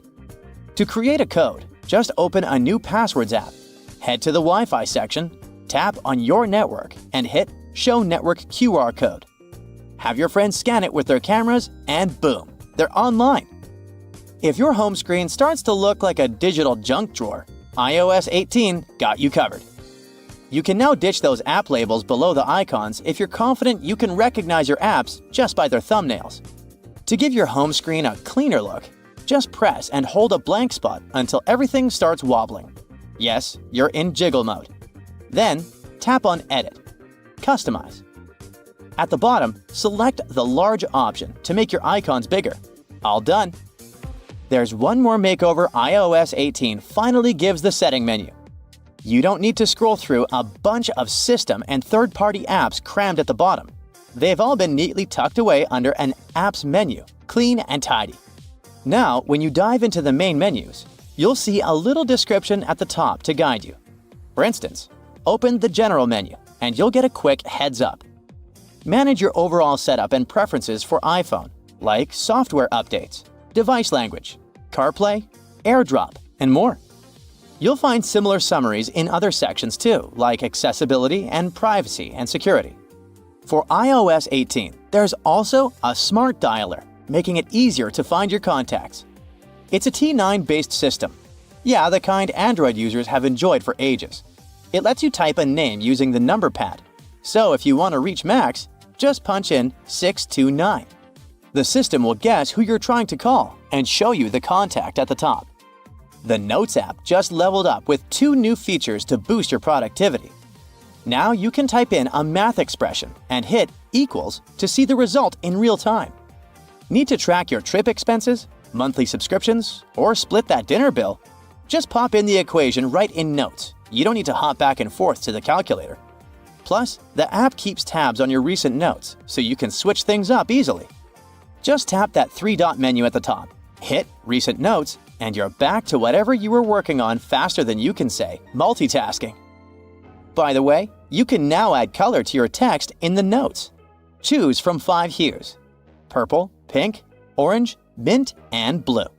Now your important points won't just blend in with the rest of the text. They'll pop like a neon sign.